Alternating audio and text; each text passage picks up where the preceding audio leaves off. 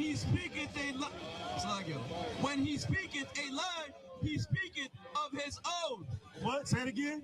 When he speaketh a lie, he speaketh of his own. He speak a lie, he speak of his own. Donald Trump said that the Hispanic people are rapists. They stealing the jobs. They criminals. They bringing crime.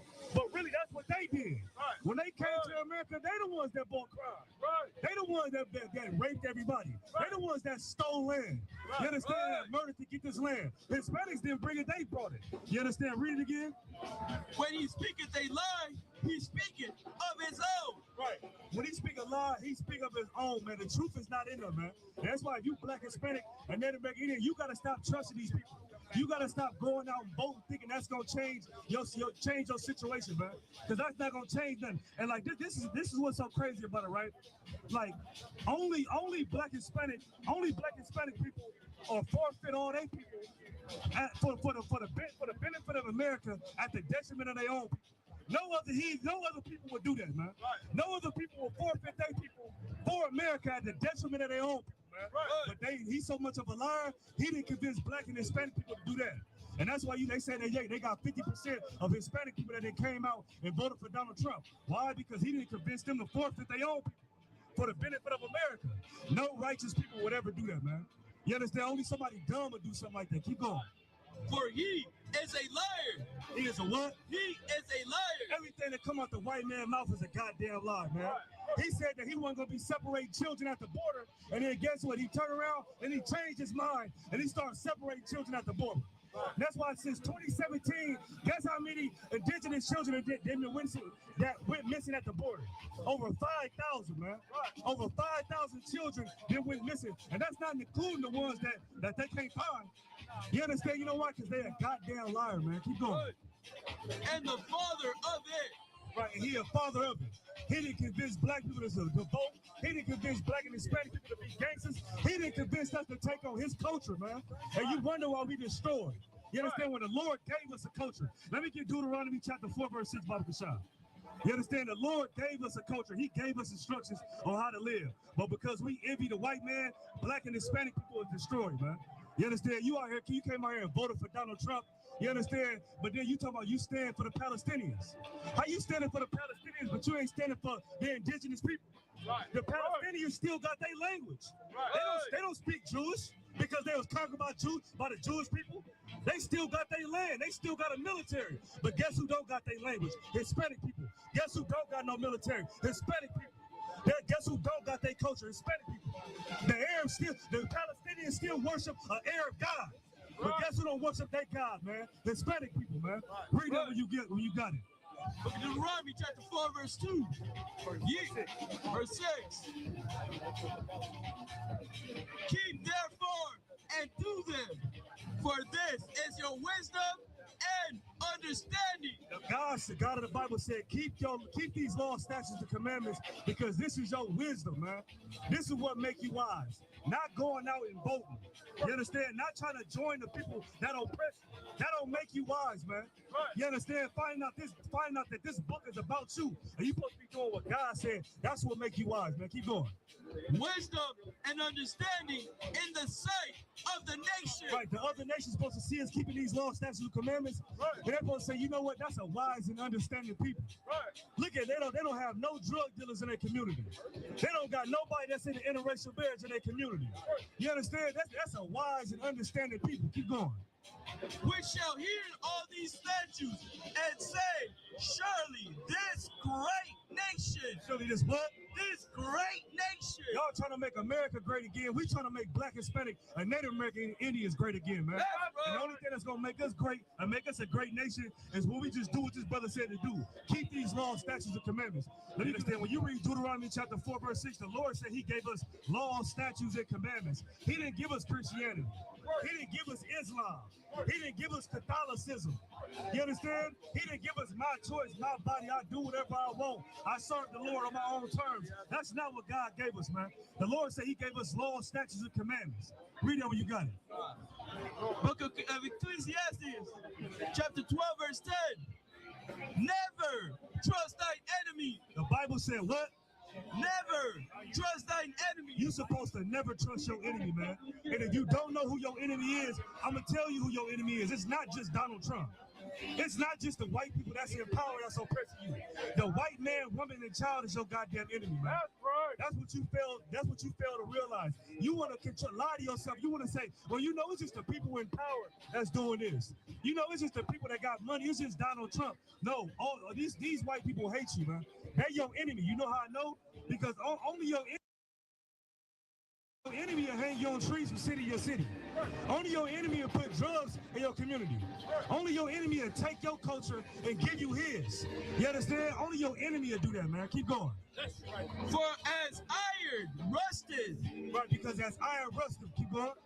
So is his wickedness. Right, as iron rusted, so is his wickedness. You better believe iron rust. Over time, when you got iron, it's gonna rust over time. So Christ only died for you. That's right. You say it one more time. You are descendants of the 12 tribes of Israel. You God's chosen people according to the Bible. That's right. Christ only died for you. That's right. You say it one more time. Christ only died for blacks, Hispanics, and Native American Indians, and we are God's chosen people according to the Bible. That's right. God ain't dealing with everybody. You understand? You think God loved Donald Trump? You think God loved the Pope? You think God loved your Christian pastor? God don't care about none of them, man. But you know who he do love? He loved them brothers and sisters inside the reservation. That's right. You know who he do love? He loved those brothers and sisters inside the ICE detention center. That's right. You know who he do love? He loved them brothers and sisters are getting their neighborhoods gentrified. That's right. In South Central and Compton, Right. Pasadena, every ghetto in America. He loved those people, man. Those are the people that God loves. Those are the people that Christ died for. Right. And listen, God is going to give us justice, man. That's right. God is going to give us justice for all the pain that they give us, for all the genocide, all the unaliving, all the drugs they put in our neighborhood, all the evil that they did to our people. God is going to give us justice if we change our life. Right. Let's go. All right, where we at? The book of Romans, chapter 13 and verse 11. And that, knowing the time, that now it is high time to awake out of sleep. That's what time it is, man. That's what time it is. It's time for you to wake the hell up, man. That's right. Romans 13:11. Romans 13:11 is telling you to wake the hell up. High time to wake up out of sleep. That's what we are. We are asleep in America, man. Right. These are black people that wrote this Bible. Said you are asleep right now. Right. What that mean? You unaware of what the hell is going on right now. That's right. You in Hollywood Boulevard taking your mom out in Mother's Day or taking your baby mama out for Mother's Day, and they're about to have a whole war in Pakistan and India. Right. World War III is just around the corner. That's right. And you on Hollywood Boulevard asleep. Right. If you ain't out on a date, you right now getting high, smoking blunts and on drugs, chasing hoes, while World War III is about to crack off. High time for you to wake up out of sleep, man. Wake the hell up, man. That's right. Wake up, black and Hispanic and Native American Indian man. Right. You understand? You hear the words of the Most High? That's for you, man. That's for you to wake up. That's right. You understand? You choose to ignore this Bible, you gonna end up dying in America, man. That's right. But you ain't gotta die in America. You can get life, man. How you gonna get the life? By the word of God, man. By the words of the Most High. Right. That's how you get life. But everybody dying in America, everybody afraid, being terrorized by ICE. Man, listen, you ain't gotta be afraid, man, because the Lord can be with you, man. If you're willing to give up pork, shrimp, crab, lobster, if you can let go of the Christian cross and Catholicism and the Christian church, Right. if you can let go of the American dream, man, you can receive the Most High, man, and the Lord will protect you. It's That's about right. how bad you want it, though, man. Go ahead. Where we at? Verse 11. And that knowing the time, that now it is high time to awake out of sleep. For now is our salvation nearer than when we believe. Man, salvation. Salvation is very close. Who's salvation for? Only blacks, Latinos, and Native Indians, man. That's Those right. are the only people that can receive salvation. Right. If you're a white man, guess what? You can't receive salvation. That's right. If you're African, Arab, Indian, Pakistan, Armenian, hey, Christ didn't die for you. Right. A black man by the name of Jesus Christ, Yahweh in the Hebrew, a nigga in the Bible. That's right. Only God for blacks, Hispanics, and Native Indians. And salvation is only for us. Now, if you're white, if you're white, you're probably thinking, oh, wait a minute. Why can't I receive salvation? What do you need to be saved from? Right. Why do you need salvation? You got Hollywood Boulevard, America. You got the military. You got Donald Trump. Goddamn, that's your savior right there. That's all you need is Donald Trump. Right. Even though he gonna lead you straight to death. That's right. Where you headed to. Right. Listen, you in your kingdom right now. America is your kingdom. You're living in the kingdom of heaven right now. It's called America. It's called America. But America is going to be doomed. America is going to get bombed. It will get burnt up with fire. Hey, black and Hispanic man, you don't have to die in fire if you serve Christ. You decide to change your life right now, or if you decide to begin to change your life right now, hey man, you can be saved. That's right. You got to start the process now, though, man. Don't wait on it. Don't be the cat that says, "Hey, you know what? I'm gonna give it about next year, about 2 years. I might go see them brothers." Nah, man. 2 years might be too late. Right. 2 years, man. You're gonna have sex with all the whores that you want, and you're gonna be full of diseases, man. Or you might have a bullet in your head. That's right. You know what I mean? You gotta change now, man. Right now is the time for you to change. Let's keep going. Verse 12, the night is far spent, the day is at hand. Let us therefore cast off the works of darkness, and let us put on the armor of light. Stop right there. Now Matthew, let me get Matthew the 24th chapter. Matthew 24 and verse 6. World War III on its way. In about a minute, all you white Americans gonna be in the Middle East fighting for your country. Yeah, right. That's where you need to be. You love America, right? That's right. Hey, man, go fight for your country. Yeah, right. Go die for your nation, white man. You know what I'm saying? Because in about a minute, you're going to fight Russia. You're going to fight, who else? You're going to fight Russia and China. You're going to fight China. You're going to fight North Korea. You know what I'm saying? In about a minute, you're going to have a ticket. You're going to get on that airplane, and you're going to end up in Russia and China fighting. And you're going to die. That's right. You're going to die. You're going to send all your men over there. You're going to die. Right. Black, Hispanic, and Native American Indian man, that ain't your fight, though. Right. That ain't your fight. Just like Vietnam was not a fight for you. All the wars that America has fought have never been a war for you. Right. World War III is not for you. Your fight, your biggest fight is to fight drugs. Right. Your biggest fight is to fight Christianity and Catholicism and the American dream. And Christmas and Halloween and Thanksgiving. That's right. That's your biggest fight right there. Right. All of those are a sin against God, man. And if you want the Lord to be on your side, you got to fight those things, man. That's right. You understand? Fight Mother's Day. That's where we are right now. We're on Mother's Day. Right. If you right here right now, and you're going to take your mother out to a Mother's Day dinner right now, don't do it, man. Right. That's your fight right there. You understand? Don't take her out to that Mother's Day dinner. Learn to fight, man, because Christ is coming back, and if you're sinning when Christ comes back, guess what? You're going to die too, black and Hispanic. Right. That's right. Oh, yeah, keep going. The book of Matthew, chapter 24 and 6. And ye shall hear of wars and rumors of wars. See that ye be not troubled.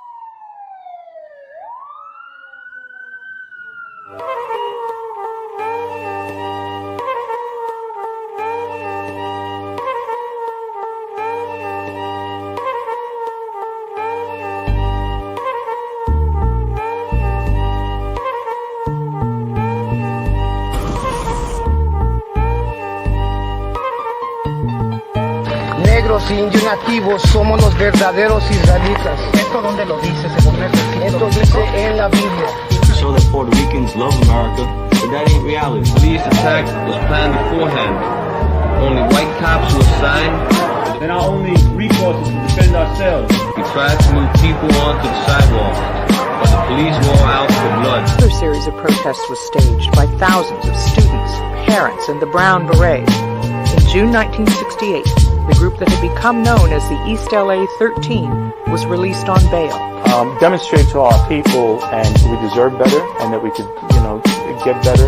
I don't think there's ever been a time when we need more of the spirit of the young lords than today. I guess we had no fear. We just did what we thought at the time was the right thing to do.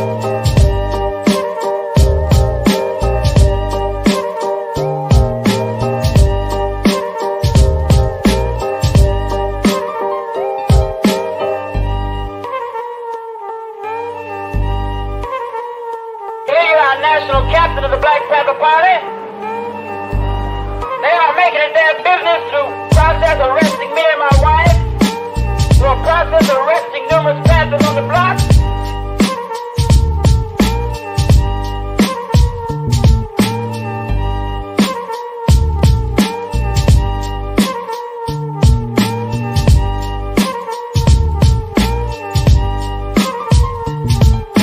Police just went in and started beating them viciously. It was ugly. They were just yelling at us, you dirty spicks, dirty Mexicans, who do you think you are?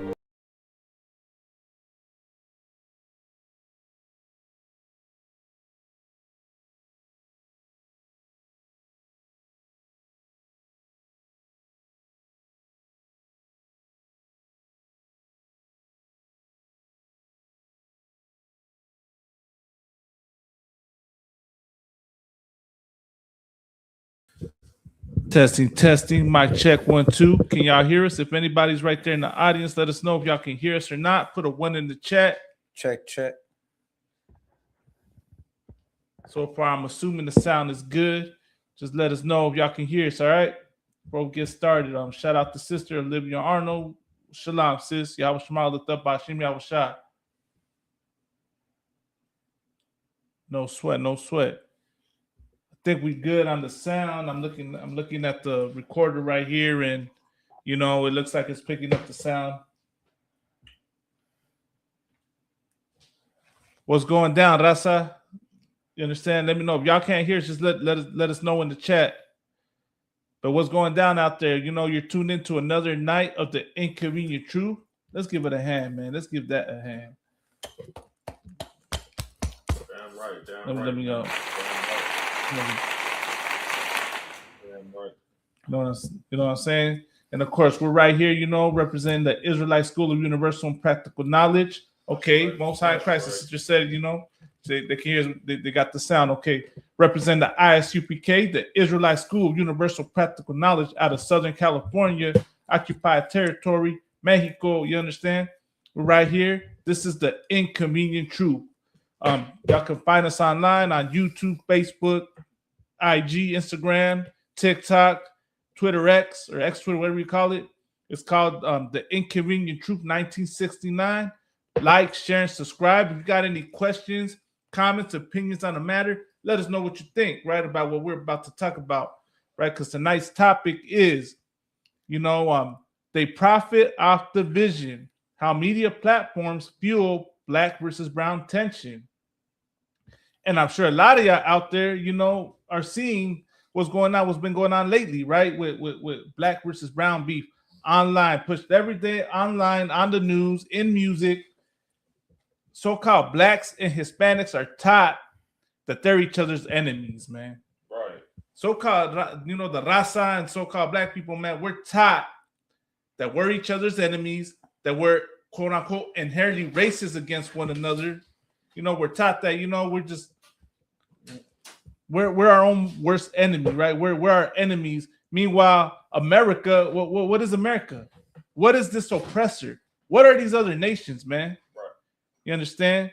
That's always been pushed 24/7 on us, and this translates to the streets, translates to violence on the streets, translates to hatred online, translates to hatred on the workplace. It translates to Israelites, right, joining America's military, joining America's police force, and oppressing our own people. And let me say this, man, before we get started.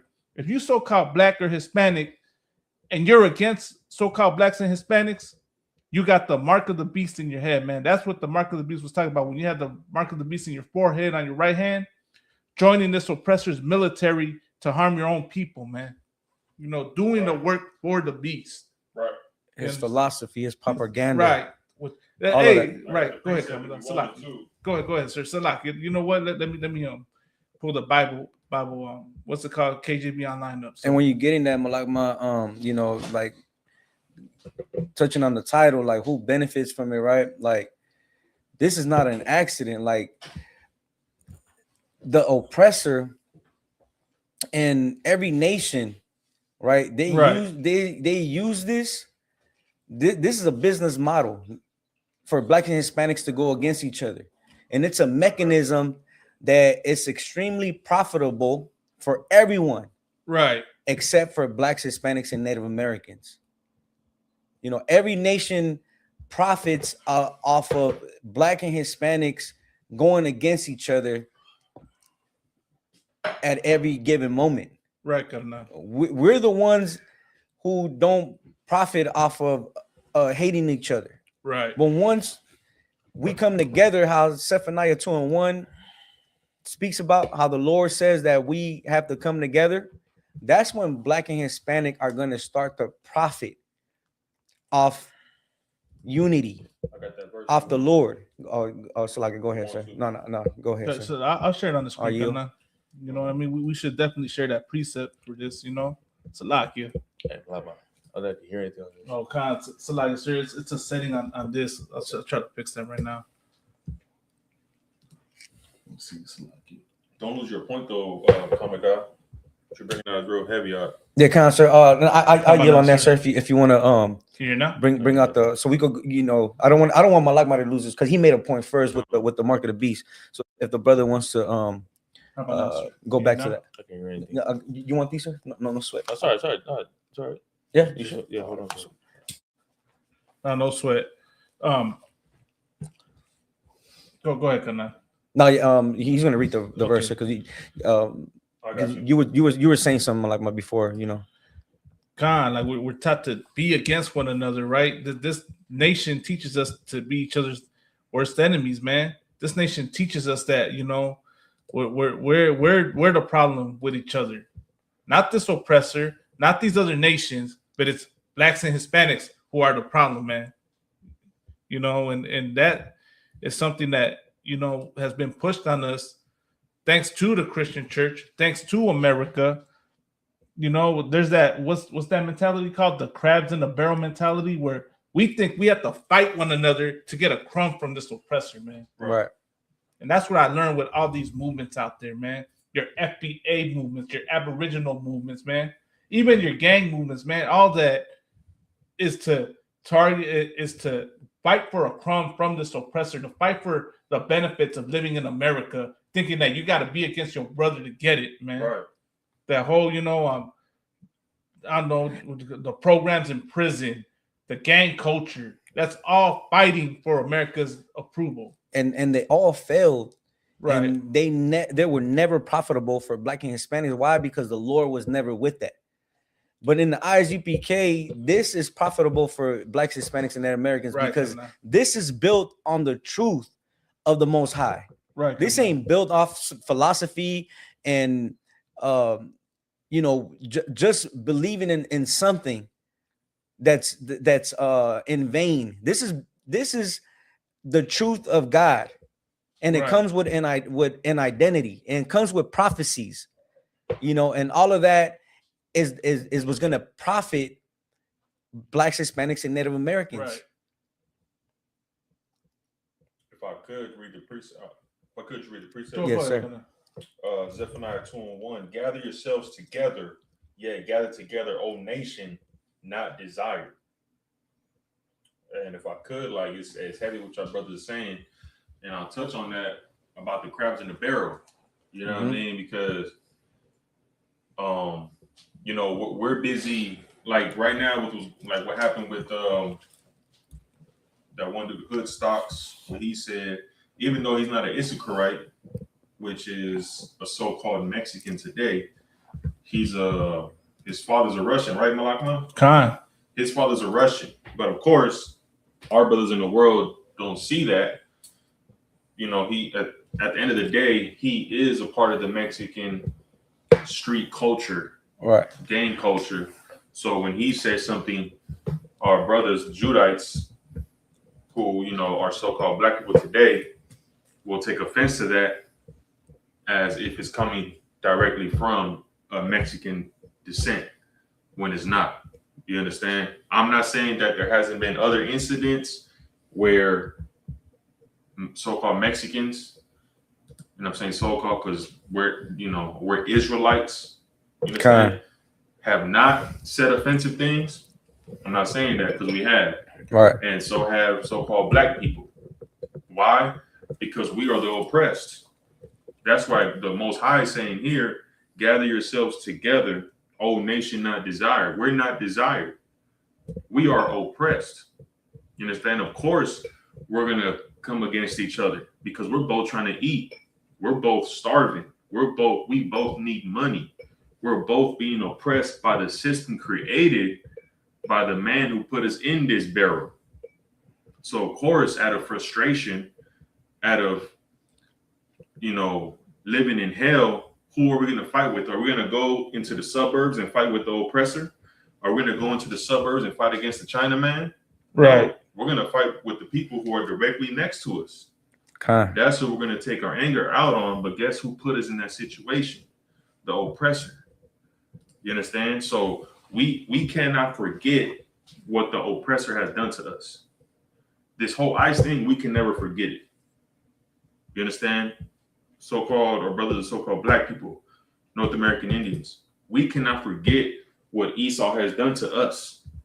Now, of course, there is the voice in the earth that wants you to forget about it. Right. There's black people out there who say, man, forget about slavery in the past. Slavery doesn't exist. And this is coming from people who you might look up to from intelligent people who are in politics, people who a young black child will look up to and say, damn, he must be right. Or it's coming from some Hispanic Mexican descent saying, put that in the past, move forward, stop being the victim. All that is done to make us forget what the oppressor has done. We need to focus on not forgetting what he did because he's the real enemy. Right. Fighting over little things between us is not solving the problem because we didn't put each other in this situation, man. Right. So like to be wrong with me. And if I could, were you gonna say something like that? That's like I was gonna say. Whenever your brothers want me, I got Zephaniah 2:1 ready to read. It's like real quick. So does my mic work or does your mic works, hear sir? You, yeah, we can hear you. I can hear you. Okay. I just read that verse, but if you want to read it, I can read it again. And I also got the one you pulled earlier, the mark in the head in Revelations 8. What is it? Mark of the beast. Yeah. Revelation 13 and 16, but whichever one, I'll read it for y'all. Okay, let's start with. Go ahead, sir. No, you good. Y'all got it. If I could, like just to touch on what Officer Oscar Ward was saying, because that's heavy. Like, so like I said, well, just to kind of go back what you were saying, like one thing Hispanics need to let go of is that those politics, right? Like we grew up on watching movies like Blood In, Blood Out, right? American Me, and we all have that cousin whose father is a devil, and because our aunts, right, or your family, right, that's their children, so we look at them as their family, but according to the Bible, they're not one of us. And Hoodstocks, that's what you were saying, so that like Hoodstocks, he's a devil. Right. Like according to the streets, he represents Hispanics, because that's politics. Right. But according to nationality, he doesn't represent Hispanics at all. Right. You know what I'm saying? And that's one thing that we need to let go of. Just because you have a cousin whose dad is a devil and grew up gang banging with you, or grew up living a life of crime with you. What did he say in American Me? That's my crime partner. Right. You know, the brother in that movie, he came up to me, he's like, hey, you know what I said? How does it go? But like, but you know, you think of letting them in? You think about letting them in? And that's the one thing we always want to let the oppressor in. And what we have to do is that we have to separate ourselves from the oppressor. We have to stop living a life of crime. We have to stop politicking because that's the oppressor's lifestyle. We don't politic. You know what I'm saying? Right. When we politic, we only have our best interest in mind. And according to this Bible, our best interest in mind is one of your own kind. It is not you and yourself. Right. You know what I'm saying? But that's what I wanted to say, that we have to let go of that mentality of politics and you know, seeing an oppressor who is not our people and view him like he represents us, or like black people, Judites, they need to learn the truth so you can know how to, like, you know what? Because if you would know that hood politics, what's his name? Hoodstocks? Hoodstocks, yeah. That Hoodstocks is not one of us, you wouldn't even be emotional over what he said. You'd be like, man, you know what? That's a devil trying to cause division. Right. You know, I yield with that. So like, did y'all want me to read the precept or bring the precept? Revelations. Or do you want to get into the video first before we get into that? I'll get to play the video. Okay, kind. So of course, this is the video right here. Of what he said that sparked the flame.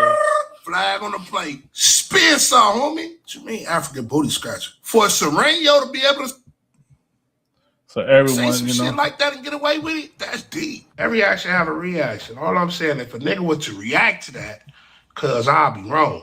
But do you think he's a good-looking dude? A black dude? African American? Booty scratcher? No comment. Flag on the plate. So of course that interview right with oh dang, I didn't even share it. Hold on, Salakia.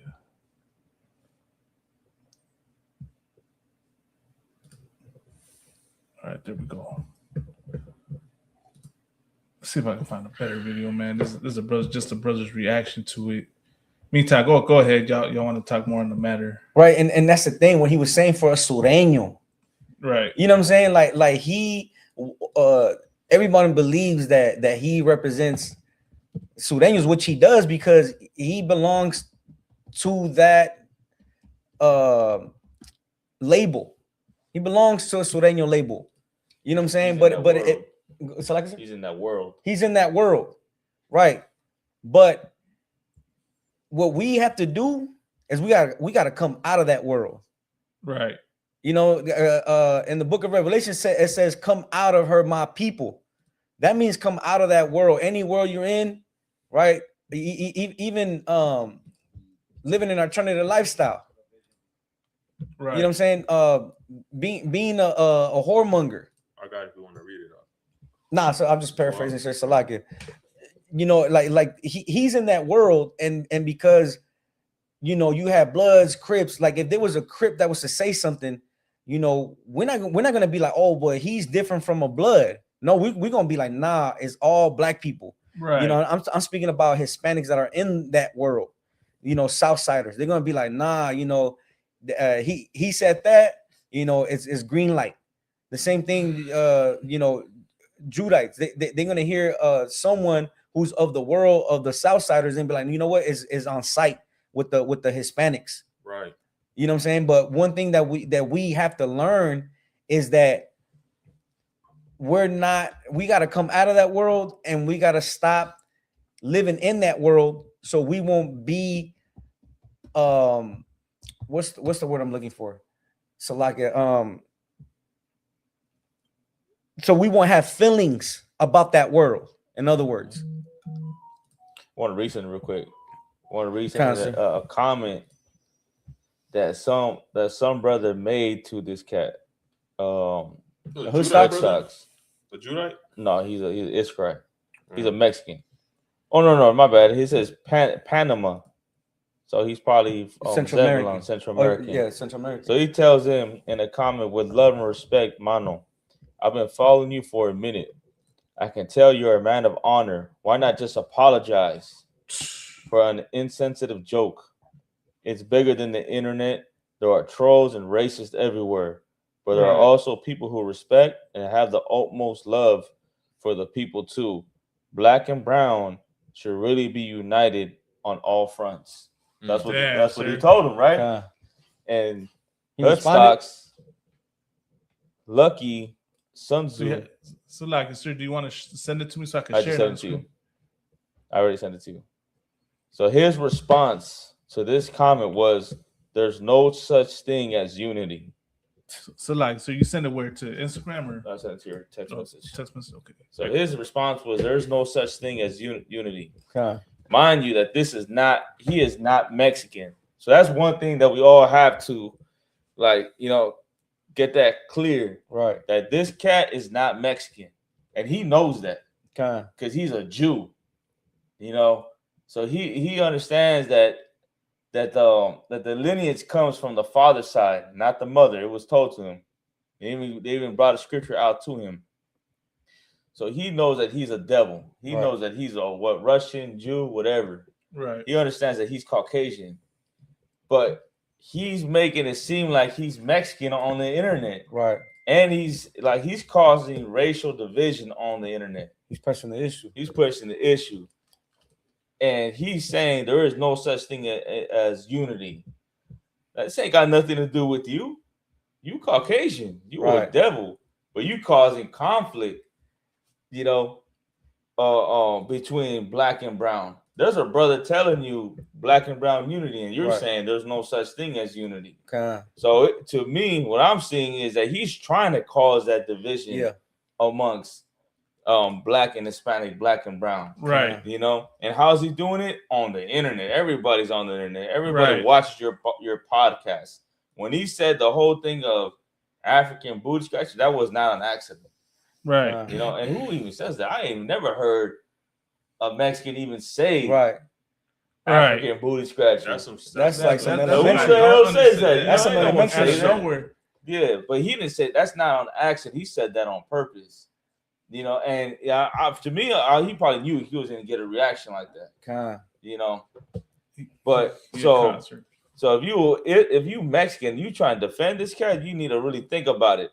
Because this cat right here, he's not Mexican, he's not mestizo. I heard some cat trying to say he's mestizo. Nice. He's mestizo, he's mixed, and no, he's a devil. Right. You understand? He's a devil, and he's causing division. Right now, the times that we're living in, there can't be no division amongst ourselves, and there can't be no division amongst black and brown. Right. You understand? Because there's a lot of us trying to come together. Right. There was a lot of beef back then. Right. But right now, there's a lot going on where we coming together, and especially the UPK, we're coming together. But there's a lot of organizations. There's a lot of brothers saying, you know what, let's black and brown need to come together. That's like a thing right now. Right. And this cat right here is fucking it up because he's saying stupid shit on his podcast. Right. Go ahead. And if I could, sir, I remember General Hyman brought this out about Michael Rappaport. Michael Rappaport, who is an imposter, right, a Jewish man, and he went on live and he exposed how they're paying him to say,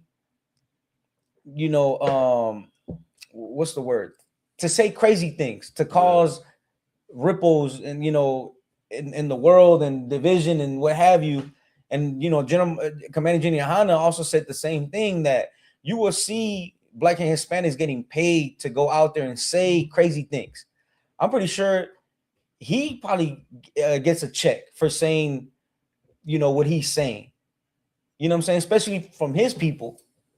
I'm pretty sure that they're paying him to. They're like, you know what? You're in that world. We're gonna give you some money to say these things. Right. And if somebody already told him the truth that he's a devil. Right. You know what I'm saying? The devil's an emotional. He's an emotional beast. And he's a businessman. You know what I'm saying? I'm pretty sure he's taking those checks to cause division between Black and Hispanics, because that's what he is. He's just a businessman. And division between black and Hispanics, again, it's profitable for everyone except for black and Hispanics. Right. If I could, sir, I found the clip. Like if we want to listen to it, just so you know, we could get you know the truth, like what the spirit behind this.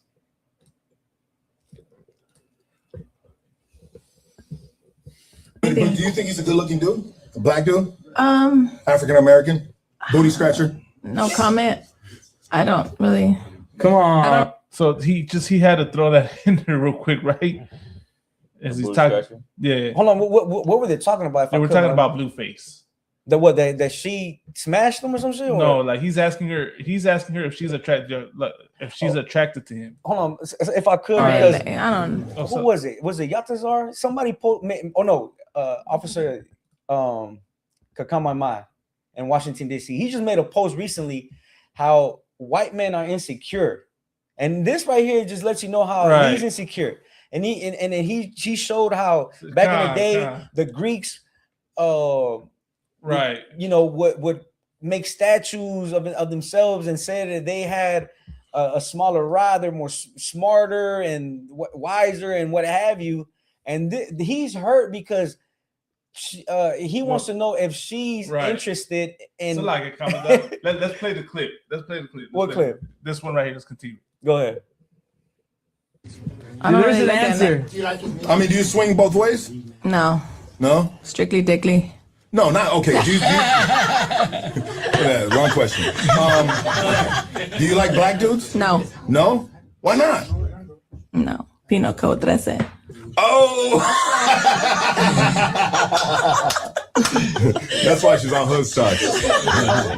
I mean, I don't have nothing against it. Like, I would be disappointed. I ain't gonna lie. Lokai, what do you think? So there you go. So prove. I wanted to play that because that proves your point, right? Because he's an Edomite by spirit, right? And he had to get offended. He had to make sure that she doesn't like so-called black men, right? So he's the one that said, "I would be disappointed." Yeah, he said, "I would be disappointed." Yeah, he hates black men. Yeah, and to be worried about another man's ride, like what kind of man worries about another man? Right. That's real pause, man. That's that's just lets you know the spirit of the oppressor. Right. You know, he's insecure. Right. If I could too, when he said when he said African booty scratcher, he's speaking. I feel like when I'm hearing it, he's speaking from a gang standpoint. You know, like I wouldn't be surprised if that's something that Southsiders say, because Southsiders do beef with so-called black people. You know, so if I could though, like, go ahead, Kamala. No, I was gonna say like I got uncles and cousins that live that are in that world, and growing up, I never heard them refer to blacks as African booty scratcher. Right. I heard them say other derogatory words, but never. I've heard that term before. You have? I heard it somewhere, probably in high school. You know what I'm saying? I've heard it when in school. Yeah. You know what I'm saying? But just like clowning. But I'm talking about like essays, like Southsiders. I never heard them refer to black people as African booty scratchers. Oh, okay. You know what I'm saying? But in school, kids just you know what I mean? I don't know about you, Officer Laha, because I'm pretty sure I had never heard that. Right? Yeah, I mean, no, you know what I heard that? Boys in the Hood. Boys in the Hood. That's the only. Yeah, that's exactly where we heard it from, and that's Okay. But Salaki, I was gonna say real quick, right? Let's not even put it right there to the Sudanio program, to the Southside program, right? Yeah. And let's put it where it actually is. He's an Edomite. Yeah. He's a devil. Okay. And that's where he's really speaking from. Right. But because we're how do I say it? Israel has become a carnal people, right? We base everything off looks. Because just because he looks like a Mexican, you think he's a Mexican. Right. And you think this message is coming from the Mexican community. Right. And then this opens up a whole new, how do I say, a can of worms, right? And reactions and responses, and instigates a whole beef. Mm-hmm. And to people watching, let me know what y'all think. Let me know what y'all think of this situation. Do you think it's warranted? If you think Lucky is Mexican, I got, you know, like, if you think the Mexican community should be held accountable for this, let me know if y'all think that's what should happen. If that's right. Hold the Mexican community accountable for what this man said. There's another thing too, man. You can't be so get fired up over things that are said on the internet. Right. Whether it comes from a Mexican, whether it comes from brown or black, you know, because right now it's all about content. So people go on social media to say something crazy just to get views and likes and get reactions. So when you go, like, if you look up this video and look at the comments, I'm you're gonna see a bunch of people pissed off. Right. And then when you go to the other brothers, the one that called him out for the fade, you go in his comments, you're gonna see a bunch of people pissed off. So like, come on, you can't just, like I said, don't be so gullible. There you go. Don't be so gullible and so naive. Like, oh, what? He said this? Oh, dang, I gotta write this now. Oh my God. I gotta be racist now because homeboy said this and other homeboy said this. And now it's on site whenever we see y'all. Like, come on, like y'all, like there's another thing that happened today with Armando Vargas and the other brother at the boxing. Like, you guys got to put 2 and 2 together. You got it in boxing. You got it right here. Like, it's obvious that someone is trying to stir the pot to make it black versus brown. And you can't be so damn gullible and be like, yeah, that's what it is. Come on, man. You know what I'm saying? Like, there's so, like I said, you got cops killing us on the street. You got ICE agents getting Mexicans right now, Central Americans right now. And we're going to get fired up over some bullshit that's happening in boxing and Instagram and Facebook. Podcasts. Come on. Like, you got, like, I know we're a lot more wiser than that. And you can't let these fools get you fired up over some bullshit that they're saying on their podcast. You know what I mean? Like, maybe we should do is just shut the internet down. Or, like, you should just shut it down for a little bit. You know what I'm saying? Because when you walk on the street and you see if you Mexican, you see another black man, that's your brother. You know? Or if you're a so-called black man, you see a Mexican, that's your brother. We all go through the same problems, issues with targets in America. You got, like I said, you got cops unaliving us. You got ICE agents putting us inside trucks and cars and taking us inside the ICE detention centers. There's too much going on for us to get, easily triggered rage bait on the internet. Like, come on. We're going to fight each other over some shit that they saying. And while we fighting each other, they can go right back on that podcast and, talk their shit. You're gonna shoot each other, get caught up in the mix. At the end of the day, they're gonna be all right. You know what I'm saying? Because he can go right back to his podcast and talk his bullshit, and that'll be make money off of it. Make money off of it, and you're reacting and you're out there fighting. Come on. I found this clip right here. I couldn't find the original clip, but I found this one where Marvelous is talking about like how he his first interview with Lucky from Hoodstocks, just to show people, to confirm it that he's not Mexican. I don't think we need to go that far. Okay. I don't think we need to go that far until that. He's a devil. That's it. He's a devil, and that's not something that's what do you call it, like hidden. You know what I'm saying? Like, people, they're finding out that he's a devil. That's why homeboy made a video today. He's like, "Oh, I just found out that he's not even Mexican." Oh, do you want to play that one? Nah, we don't even need to be too deep into this topic. Okay, no problem. You know what I'm saying? He's Russian. Let me leave out Russian. He's Caucasian. He's a devil. That's what he is. So like what you were saying, like we can't let this distract us from our true enemy. You know what I mean? The one that's really terrorizing Black and Hispanics. You got Trump sending out the ATF and all those agencies out into the Black, neighborhoods. And he also has ICE agents going into the Hispanic neighborhoods. Like, that's the real terrorist, Donald Trump and his people, because they want to see blood spilled. But what blood is that? Black and Hispanics. Too, like with the comment that how he responded to that comment, of him saying there would never be peace. He's speaking from a gang mindset, You understand? Because anybody can, I wouldn't say anybody, But there are Sureños who are not Mexican descent. Right. He's a clear example. You understand? There's Armenians who are 13. They're Sureños, right? So he's saying it from a gang perspective. Like there will never be peace in gangs with blacks and so-called blacks and so-called Hispanics, because that's just what it is. You understand? So that's what he means by it. And that's, I believe it. You're not going to be able to have peace with Sureños and so-called black people. Why? Because the lifestyle that comes with that that type of living. You understand? You're doing criminal activity. You're not about peace. You understand? That's just not what that culture is. You understand? And like, we need to,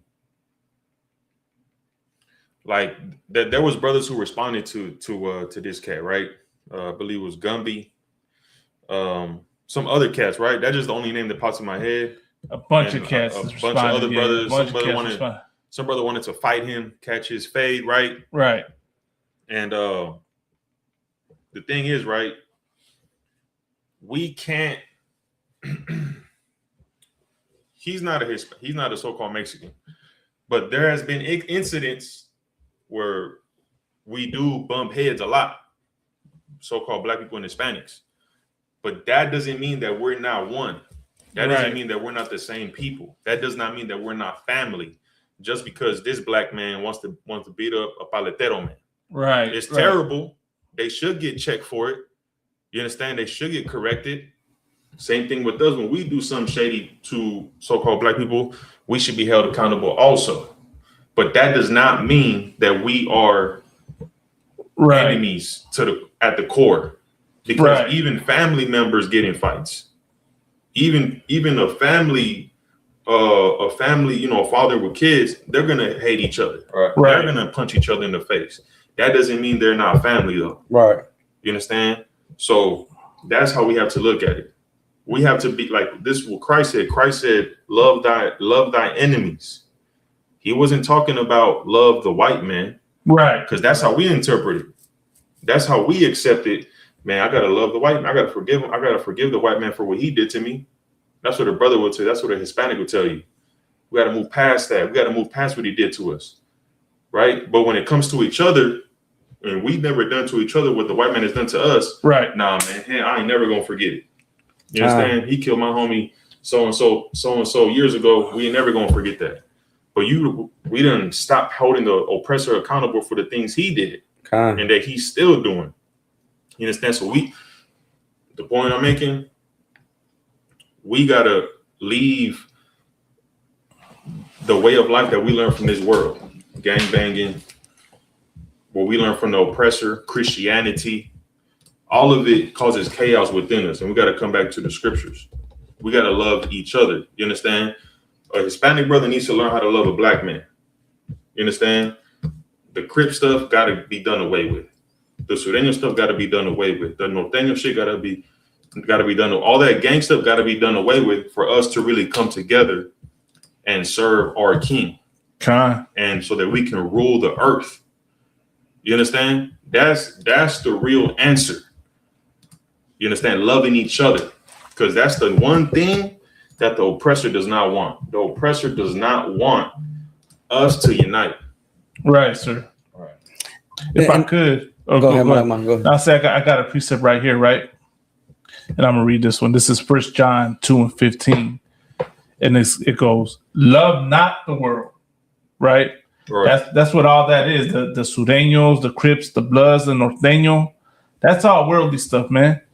Neither the things that are in the world, as I just stated, those are the things that are in the world.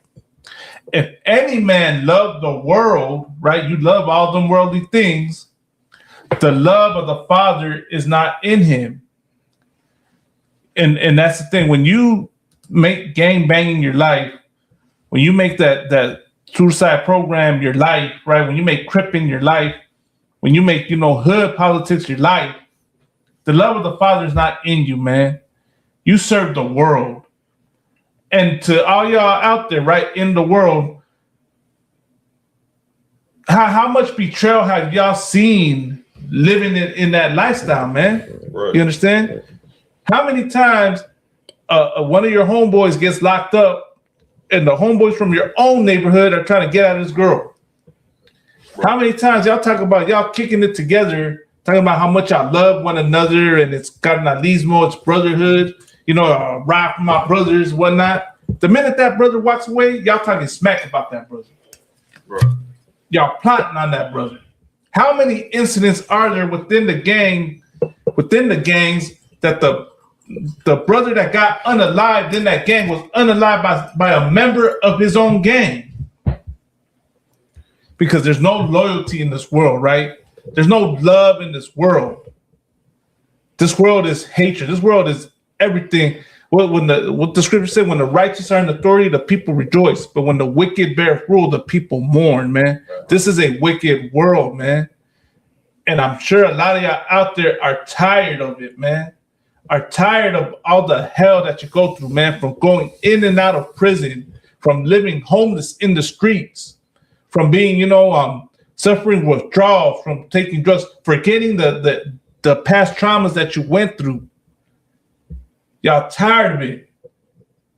Well, here in the ISUPK is how you get that relief, man, and learn to get it, man. You understand? If I could real quick, I just want to say, like, the Bible already has the solution to the problems that we have. Like, for example, let's say if this podcast guy, Lucky, right? Let's say if he was actually a Mexican. The Bible already has the protocol to handle a situation like this. Our king told us how to handle this situation. He said many offenses will come because we're men. You understand? The truth about the Bible is practical. Of course, we're going to say things and do things that we might offend each other. So guess what? Our king already set a protocol for that. You would go to that brother, you and him alone, pull him to the side and say, hey, I don't like how you did this and this and that. Right. And that brother will either hear you out or you would take him to counsel. And if that brother don't want to hear that he's wrong in the council, then you would take him in front of the nation. Right. And if he still doesn't want to hear that he's wrong, then he'll be cast out and he won't be a part of this nation. Right. Right. You understand? That's how we should handle things instead of being out in the airways, being out in the world. And now we're being made like, man, these other nations are looking at us like, look at these people, man. Look at these people, these black people, these Hispanic people find each other still worried about the wrong things. You understand? Right. We don't see that, but they see it. Right. They see what's going on in the internet with us. And guess what? Instead of making ourselves look bad as a nation, when we follow the Bible, we will build honor and integrity as a people. And that's what we should be doing. We should be protecting our nation, protecting our rep, protecting our honor, and keeping this within our own community. And guess what? We should be doing what God said, and that's exposing our real enemy. Right. Teaching each other about who the real enemy is. That's right. Teaching each other of what we need to do to become strong and not become weak through the devices of the enemy. You understand? That's what we need to do. Yeah, kind of, sir. I wanted to go back to what you were saying too, and then Malagma, where you were saying that what he said that there were never, in other words, what he said that there would unity, right? Yeah. There would never be unity, and then Malagma was saying that, like, you gotta if you love that world, and the Hispanics and blacks, once again, we got to come out of that world. The reason why we're in prison is because we love to assimilate to our oppressor. You know what I'm saying? Like, we have assimilated to his culture, and that is the only reason why we are in prison. And we learn those politics in prison where there'll be no unity. Like, I remember having a conversation with my uncle, right? And going back to these two movies, Blood In, Blood Out, and also American Me. Right. When you look at the leader of that prison that represented the Southsiders, right? In other words, right, Malama, the Southsiders, it was always a devil who looked like a Hispanic, but his father was a devil, meaning that he has his father's spirit. And his spirit is about contention, is about division, and what Officer Oscar Ward was saying, and the Bible says that crafty counsel. You know what I'm saying? So right, because Black and Hispanics have followed the oppressor, right? Because he's the first gangster. Al Capone, Luciano, Meyer Lansky, Bugsy Siegel, which were Jewish men, right? Those are the real criminals. And we have assimilated to their lifestyle, their world. And now we have taken their politics, right? And we have separated ourselves from our brothers. But they have separated Black and Hispanics from each other. And what we need to do is come out of that world. When you come out of that mind state of wanting to be a gangster, right, you're going to unify with your brother, because that division only exists in that world, because that's the world of the oppressor. You know what I'm saying? And we need to come out of that world in order to coexist with each other in unity. Right. What Officer Oscar Ward was saying is heavy. Christ left a perfect example of how to deal with your brother. You hear him say something that's off the spirit, and you go to him and him alone. Hey, you know what? Well, I don't think what you said was in the spirit. You know what I'm saying? And why do I use the spirit? Because we are programmed with the oppressor spirit in 2025 right now. You are getting ready to celebrate Christmas, New Year's, and all these pagan holidays. Right. Right now, Black and Hispanics should be keeping the feast of Hanukkah. Right. The day of the dedication, when the oppressor back in the Grecian times wanted to separate Black and Hispanics, take their culture, just like how Christopher Columbus and Hernán Cortez did with the Hispanics. Strip them from their identity, take their language, make a law. And that's the same thing that we have today in 2025. And we need to learn who we are so we can, once again, what's the word I wanted to use? So we could move how the Lord wants us to move. Right. You know what I mean? For lack of better words, I yield. So I just want to play this clip, right? Because as it coincides with the title, right? It says they profit off the division, right? How media platforms fuel Black versus brown tension. Now, Lucky made that comment, right? Now look at what Adam 22 did. To further prove the point, or show the point. Charge of policing anti-Black racism by the Mexican community. I feel like that is a service that I feel like you've kind of been spearheading that movement, but it feels like there's been a lot of that on this platform. And as a result, right here, we have a clip from the Hoodstocks podcast that has ruffled a few feathers. Let's hear it. This is Miss Loca, as well as Lucky from Hoodstocks. Do you think he's a good-looking dude? Black dude? African American? Booty scratcher? No comment. I don't really. Come on. I don't really answer. I mean, do you swing both ways? No. No? Strictly dickly. Black dudes? No. No? Why not? No. Penal Code 13. On this podcast, obviously, we are kind of in charge of policing anti-Black racism by the Mexican community. I feel like that is a service. So you heard that at Adam 22's. He said out of his podcast, they're about policing anti-Black racism from the Mexican community. What? Yeah, that's crazy because his people are racist towards Black people every day. Right. But he wants to speak on how Black, so-called Hispanics, Mexicans are racist towards Black people. Right. Because he wants to be controversial. He wants to cause division. But he's not going to talk about how they hung that brother in that college after that mass shooting. Right. He's not going to bring stuff up like that. That just shows you how the devil works. Right. And he lives in LA, sir. He's seen multiple raids from ICE. Right. And he's never right. You know what I'm saying? That's a good point. What you bringing out, sir? You never spoke up on anything on ICE. But when he says he's policing. So like, sir, and then one thing that Commander Jenny Hanna says is that you have to look at the hypocrisy of the oppressor. Right. You know what I'm saying? Like the oppressor is a big time hypocrite.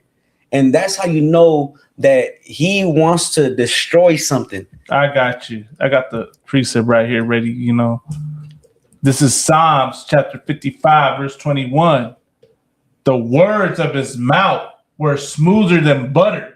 Right? What he say? He's about policing anti-black racism from the Mexican community.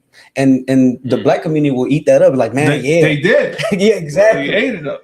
They'd be like, man, he's for us. He's on our side. But go ahead. And this is coming from the man who hates black people. Right. Like, you got your oppressor telling you, I'm gonna police these Mexicans for being racist towards you, but I'm not gonna talk about what I do to you every day. That's crazy. That's some real manipulation, mind control. What he's doing, he's instigating. Right. He said, we're gonna police what y'all do so they can make a video and talk about Mexicans did that. It's just instigating. You know. But like, you know, like he's been doing that for the longest. Like he brought up something that happens from up north to you know, to the south of the north. Like he ain't got no business talking about like what happens within our community. He's just an instigator. Right. That's what he does. He just like why haven't so-called black people and Hispanics spoke against Adam 22 for instigating in between black and Hispanic unity. Right. We should come against him and destroy his channel, because he the reason why he is great is the same reason why America is great, because of black and Hispanics. Right. Entertainment. So like, we got Officer 5000 Model Bar right here with us, man. Hey, shalom. Shalom,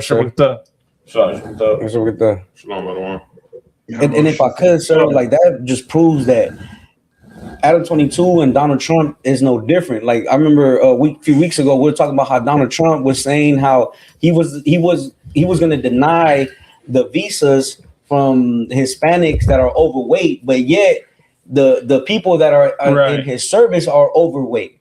Right. You know what I'm saying? Like he's a damn hypocrite. So like, what other? We got the ICE. And then what was the other stuff? Oh, the next part of that was the Vargas and Deen confrontation. What was that about? Well, I'm gonna play that right now.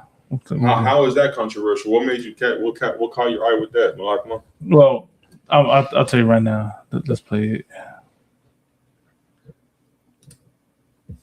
And listen.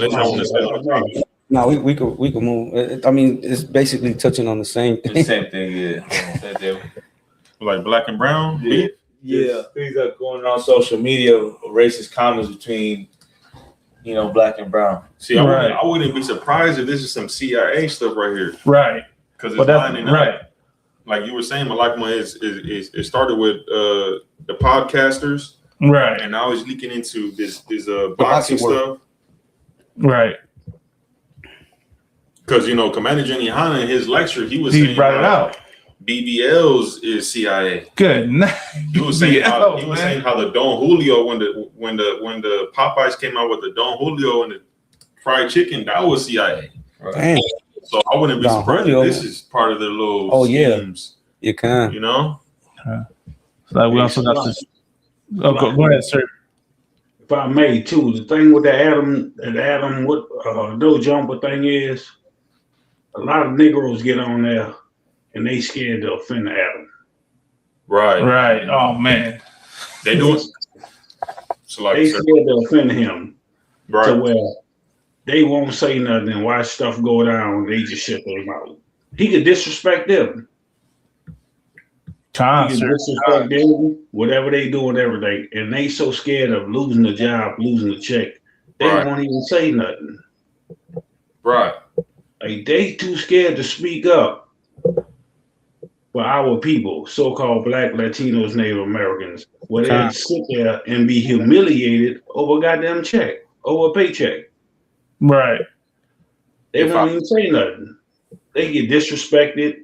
Just like we saw what the other day. He kicking the brother chair, calling him, get your skeleton hands off me and everything. Right. You so scared of your goddamn oppressor that you won't even defend yourself. Good, nice, sir. Then you will let him get up there and try to cause a controversy, talk about the Latinos and the so-called Black Americans. It's fine with you. To where you will get into that conversation and then try to cause a beef between us. We can't help it because everybody ignorant. Right. But you're not supposed to get up there and defend it. Right. Like that's they'll sit there and listen. They'll let the goddamn devil sit there and play with them and our people and won't say nothing. You'll let them get up there and disrespect both of us and won't say nothing. He'll play it to where, hey, it's y'all against y'all, but we know who behind it. We know who are behind it. Right. It's the lack of knowledge, not knowing who you are, first off. Right. Not knowing that you brothers, and then he'll get up there and spin it, and you will accept it and swallow it. I got a precept for you, sir. Come on, sir. Hosea 4:6. My people are destroyed for lack of knowledge. Damn right. Yeah, come on, sir. You want me to keep going? I could, sir, on the rest of the because thou hast rejected knowledge, I will also reject thee, that thou shalt be no priest to me, seeing thou hast forgotten the law of thy God, I will also forget thy children. Right. Like you forgot who you are. You don't even know that you the Most High children. You don't even know that you part of the 12 tribes of Israel. But you will let the goddamn devil get up there and play us against each other. And then turn around and make a fool out of all of us. And then you will sit up there laughing, hee, ha, ha. Like It's all good. It's funny. When the same goddamn devil deceiving both of us. He don't give a damn about you. That's why he got up there and played the so-called gangbanging nigga up there, kicking his chair. Don't touch me. Get your skeleton, creepy skin off me. He do that to all of our people because he know he want to be your oppressor. He over you. You can't tell him shit. Right. You're gonna sit up there. You're gonna go back you're gonna show up the next week to get that check. Because you only got the love for money, which the scriptures say the love of money is evil. Come on. And then you're gonna hate your own goddamn people, and then you're gonna say we different. You want to separate your own people. You want to separate this oppressor from us. You don't get mad at him like you get mad at the Latinos. Right. You go back right up there and kiss the goddamn so-called YT man ass. Right. You got it. No, so like you. If I could, go ahead. Real quick, I just want to say, like we was talking about it earlier, how instead of brothers saying, you know what, instead of fueling this instigation of this cat says something racist about us, instead of saying, you know what, we're not even going to fuel that. We're not going to fuel that fire for whatever reason, right? To get views, to get more likes on your page. And rather, we are going to keep this black and brown unity tight. Rather than, you know what, let me make a video and try to go viral off this. Right. Let me try to get some points off this. You understand? Like when we read the Bible, not in the Christian church, not in the Catholic church, in this truth, in the ISUPK, that's the spirit you have. That's the spirit that gets put in you is integrity. You understand? And if we had that, this devil would not have a podcast. You understand? Right. This wouldn't even be happening. We would be pointing out his flaws. Who the hell are you to talk about the things that we got going on. That's our business. You the damn devil. You know? Right. Did he not tell this devil when that devil told him, "Get your dirty hands off me"? I didn't even catch that. I didn't even watch that. He said, "Get your dirty hands off me, your creepy hands." Well, he said that too. He said that to Munchie B. So to Munchie B. Yeah. See, that's disrespectful. That's the spirit of the devil. He's like, get off of me. He want to say the word. Like that's the spirit of it. Like, and he worked for him, right? What? Hold on, here it's right here. Look. But did he work for Adam 22? Yeah. Right. Yeah. It's something that he had him in his spirit every day that he saw him coming into their workplace. Then you got the YT boy up there who dated so-called Latino. You know what I'm saying? Let's make it about me right now. Yeah. What have I made about me though? You're way too drunk and you just keep talking about your own. Like you already. We're talking about like topics and then you just start babbling. I dare you to watch this podcast back. He gonna get to it right now. You won't Look, do it. he gonna get to it. Me. Stop it. Stop poking me. What the f is this? Get your dead hand off of me. Right Get now. out of here. No, let's do it right now. You sound like a bitch.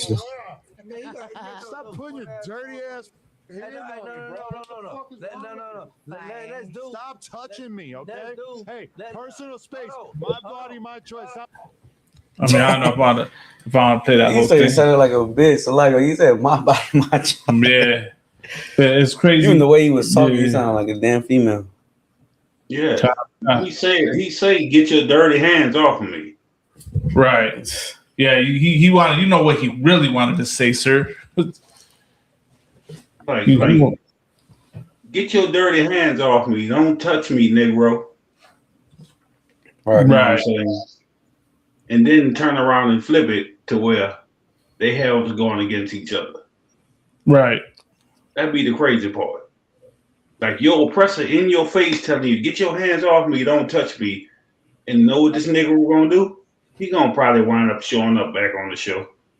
Like Nick Cannon, sir, when he started saying that he started saying about, you know, we're the real Jews, and then the oppressor canceled him, and then he went back begging, like Kanye West, like, you know what I mean? What's he like?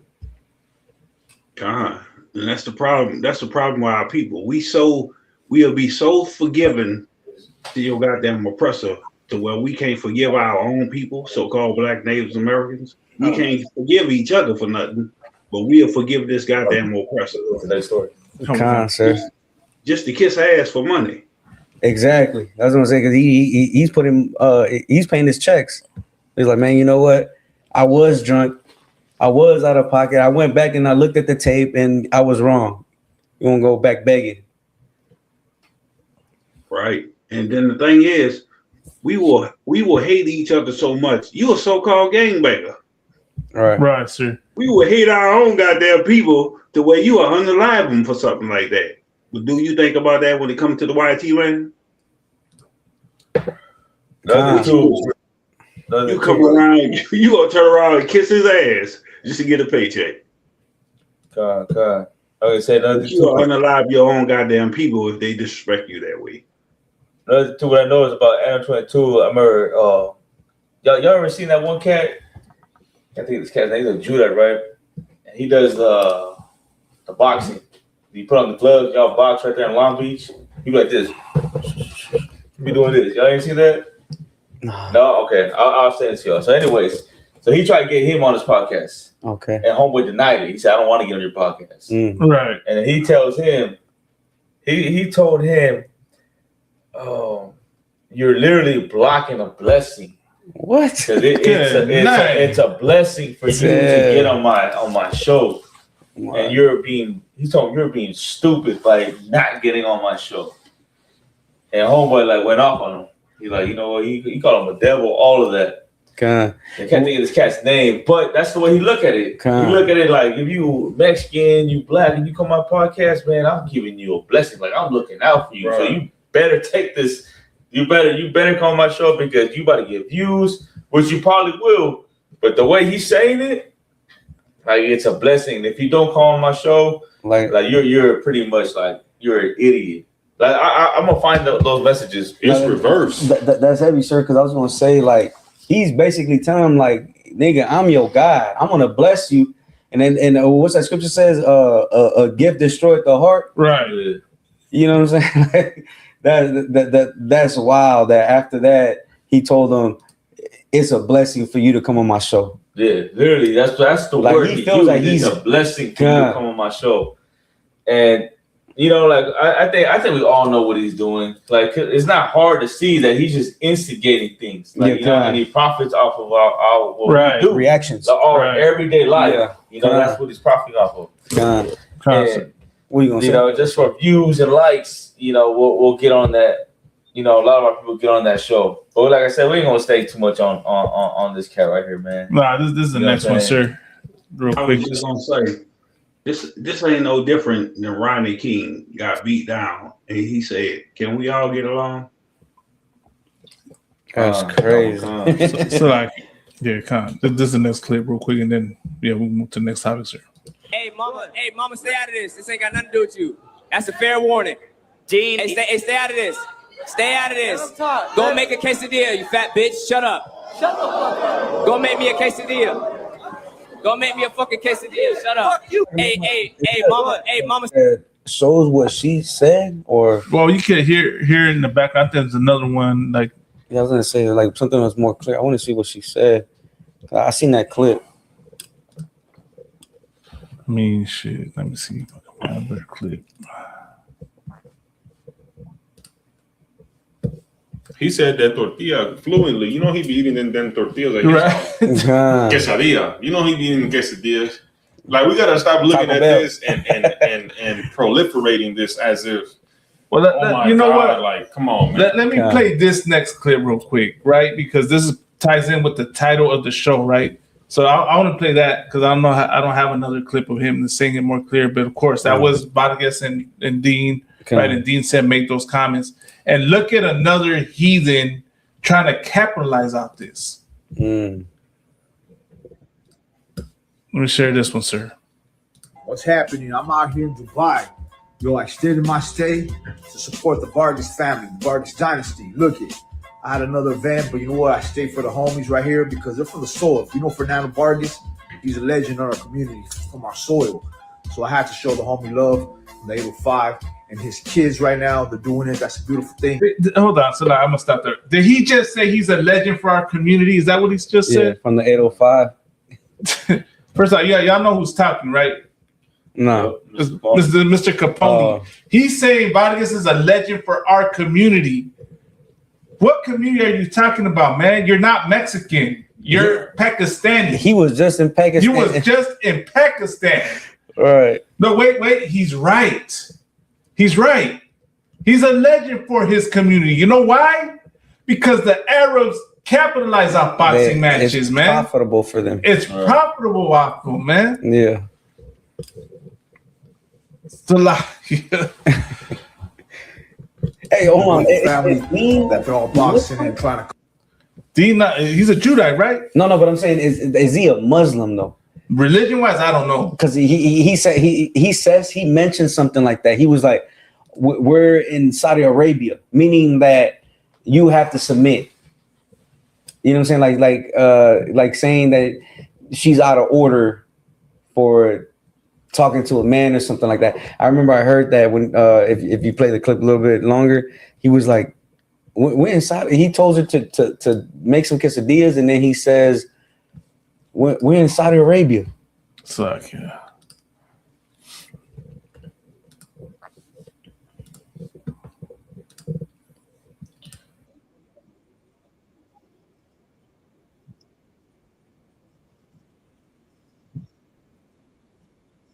Shut the fuck up. Go make me a quesadilla. Go make me a fucking quesadilla. Shut up. Hey, mama, stay out of this. This ain't got nothing to do with you. That's a fair. So that was it. Yeah. Oh, okay. Now there was a longer clip where he says that. So they're saying that this is racist. Is that like what's going on with this? Like, how is this? Because, you know, I think the part where he said, "Color quesadilla," and then make a quesadilla. But what are people saying in the comments and the Oh, reaction? God. Let's see the comments. That happened today. So yeah. Fair warning. Like I said, man, they block the comments. They hid the comments. Is what this page, their neighborhood music. So these are two boxers. Yeah. It's a boxing match that happened today, right under the Jake Paul fight. You know what they're trying to do? They're trying to hype up the fight. And he dropped him too, huh? You know, they're trying to hype up the black and brown. He knocked him out. But they're using so they're using that though. You understand? Yeah.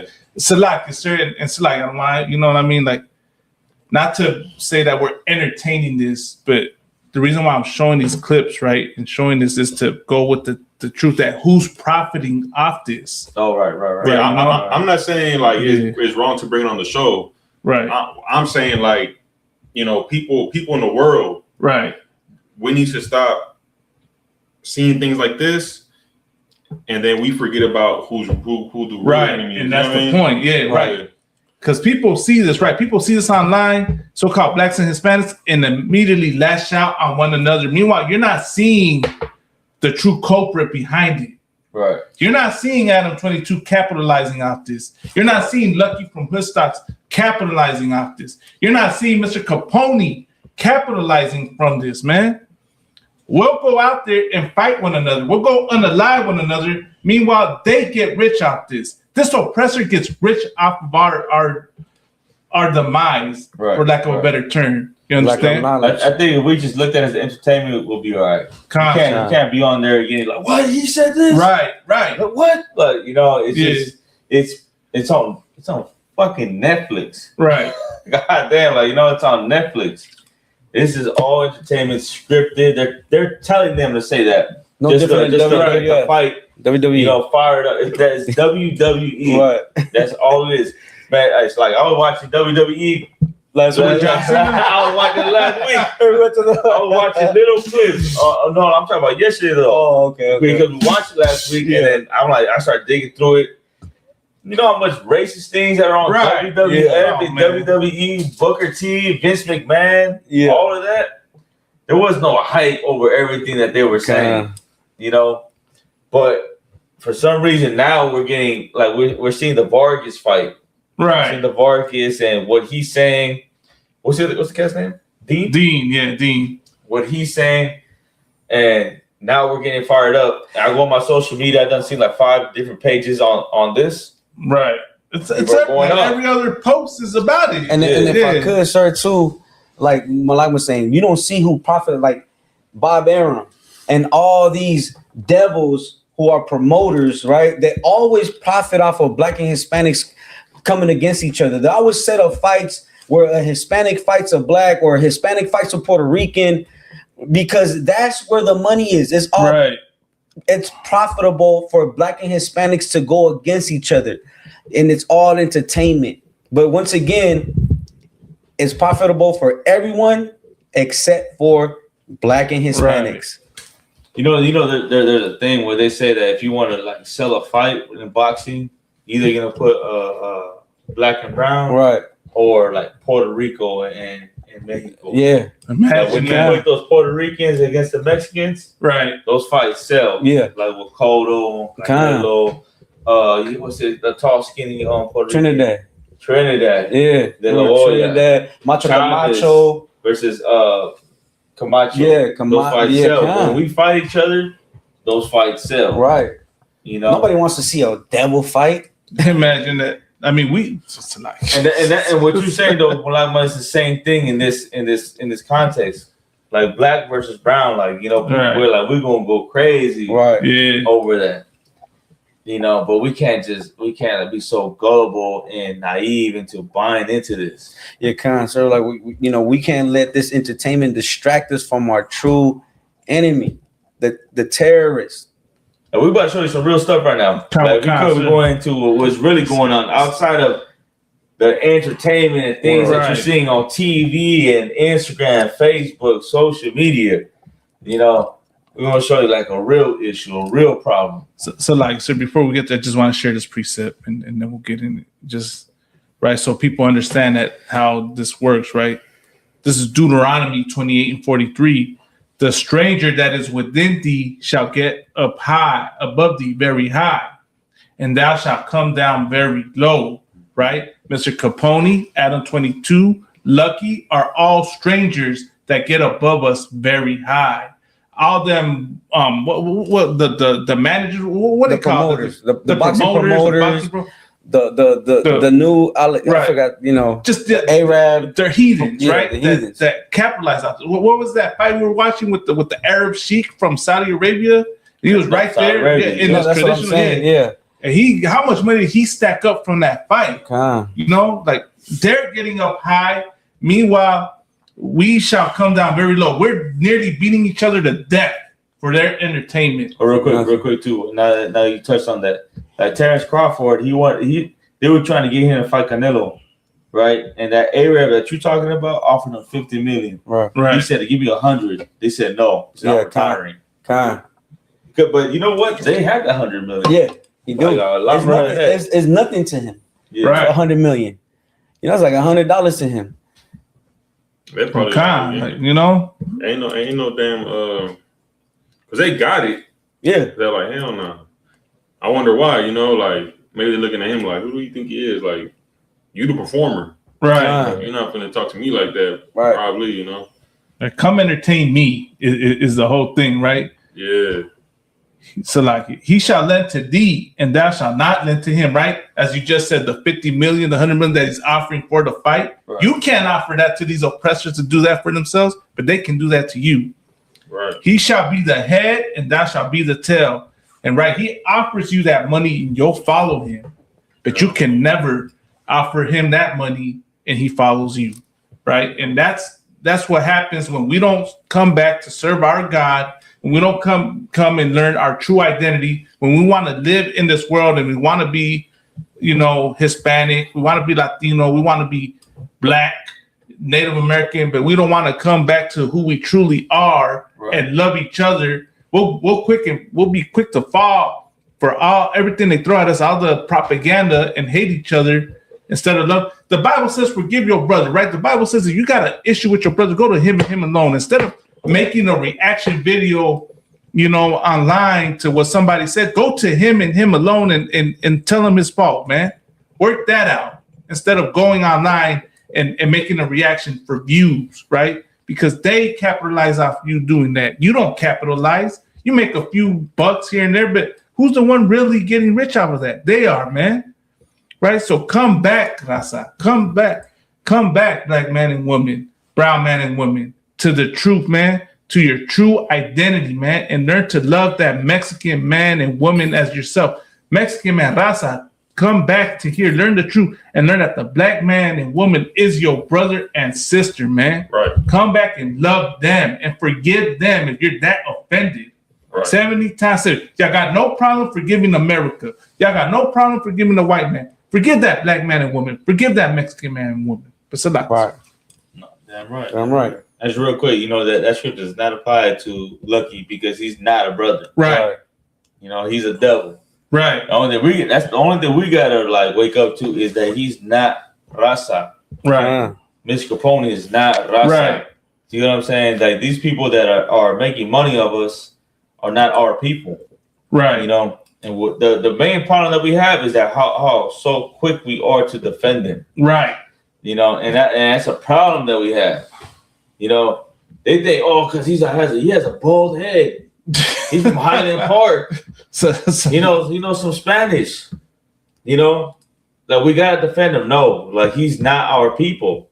That's you know what I mean? The brother that called him out. Right. What's his name? Snapper? No. The rapper? The brother, the Judite brother. Sodi? That's the brother right there. Right. He's an Israelite. He's one of our people. Right. Lucky is not our people. Right. He's a Caucasian man. His father is a devil. He's not our people. So when you talk about forgive, take the he or the alone, that don't apply to him. Right. What we got to do with a cat like that is what we call boycott or don't support him. Right. Don't watch his show. Don't fund his show. Right. You know what I mean? Don't give him money. Don't give him views. Don't give him likes. Don't you know what I mean? Just delete him completely. That's what we do with someone like that. Don't go. He got a little gathering or his clothing drives, whatever. Don't go to those either. You know, right? Just cut him off completely. Right. You know. If I could, sorry, and that's why this truth is so important, because the Lord is all about segregation. Right. He's all about separating people to their own groups, to their own people, their own nation. And we are God's chosen people. You understand? Damn right. You can't come in here and be an Israelite. Right. You can't be from Pakistan and come in here and be an Israelite. You can't be Russian and come in here and be an Israelite. That's not gonna happen. Right. So there's no way in hell what's happening with with this cat right here, with the podcaster. You understand? How people hear what he says and they think, oh, because he's from this life, guess what? He's a Mexican. No, that's where we have to come back to our identity. You understand? Because we're gonna know, okay, you understand? Only our people can be in this. And I was gonna say something else. I was gonna say, I'll slip my mind. Go ahead, No, so I say that's the proof we're the salt of the earth, sir. You know what I mean? That's the proof that so-called blacks, Hispanics, and Native Americans are the salt of the earth. That they're the children of Israel. Go ahead. Go. Now you good, sir. You got it. And I was gonna say, when we come back to our identity and we stand together as black and brown men and Native American Indian men, we're gonna tell people like Lucky to watch his mouth. Right. You understand? Because we're gonna tell him, you need to watch your mouth about what you're saying about my brother. Right. You understand? Because we're gonna know a Mexican, so-called Latino's gonna know a black man is his brother. That were from the 12 tribes of Israel, God's people. Right. We're gonna know that we got a king who died for me. I got a king who gave his life for my brother, and there's no way in hell you're gonna get away with saying what you said. You understand? Right. We're not gonna watch your show. You know, like that's like in the righteous world, Issachar brother will be on there like, hey, bro, you need to watch your mouth. Right. Don't talk about my brother like that. Right. But we can't do that because Lucky is a part of an organization that is majority Hispanics and Latinos. That's so crazy, man. Like we're separated. You know what I'm saying? Yeah. If I could, sir, let me say this, man. Here's the other side to that, right? And you know what, man? People are probably gonna get offended when I say this, but hey, it's just the truth, man. It's a damn shame that his mom had the self-hatred to go get with a Russian man and have his children. That's the damn shame. You understand? How the hell, like what, like this is the proof that you know, y'all think, you know, y'all can go date outside your people and it's love is love and love knows no color line. No. This is another example of how that is hatred to your people, man. Why didn't you get with a Mexican man to his mom, right? Or better yet, right? If you didn't want to deal with Mexican, there's 12 tribes of other men. Man, you could have got yourself with a Judite brother if you didn't want to get with a Mexican man. But no, you went for the Russian. You went for the Edomite, right? Why? Because when you look at these oppressors, you see success. You believe into the lie that, you know, that what the Disney movies show, man, where the princess finds her prince and lives happily ever after. Y'all think you can get with oppressors and you're gonna live happily ever after. Right. You think you can get with that white woman and think you're gonna be good and you find yourself something good. Meanwhile, you're suffering. Meanwhile, you're getting hated on, man. Right. You know? That's why it's called self-hatred. Concert, absolutely. Self-hatred. The same thing with what the other one, Lefty Gunplay. Right, exactly, sir. You understand? She didn't have He tried to portray himself as one of our people, but he not us. Right. You know what I'm saying? It's self-hatred that our people have. Like they hate themselves so much, you feel like you got to go get with an oppressor to be accepted. Right. When you can just be with your own goddamn people and be who you are. Right. Concert.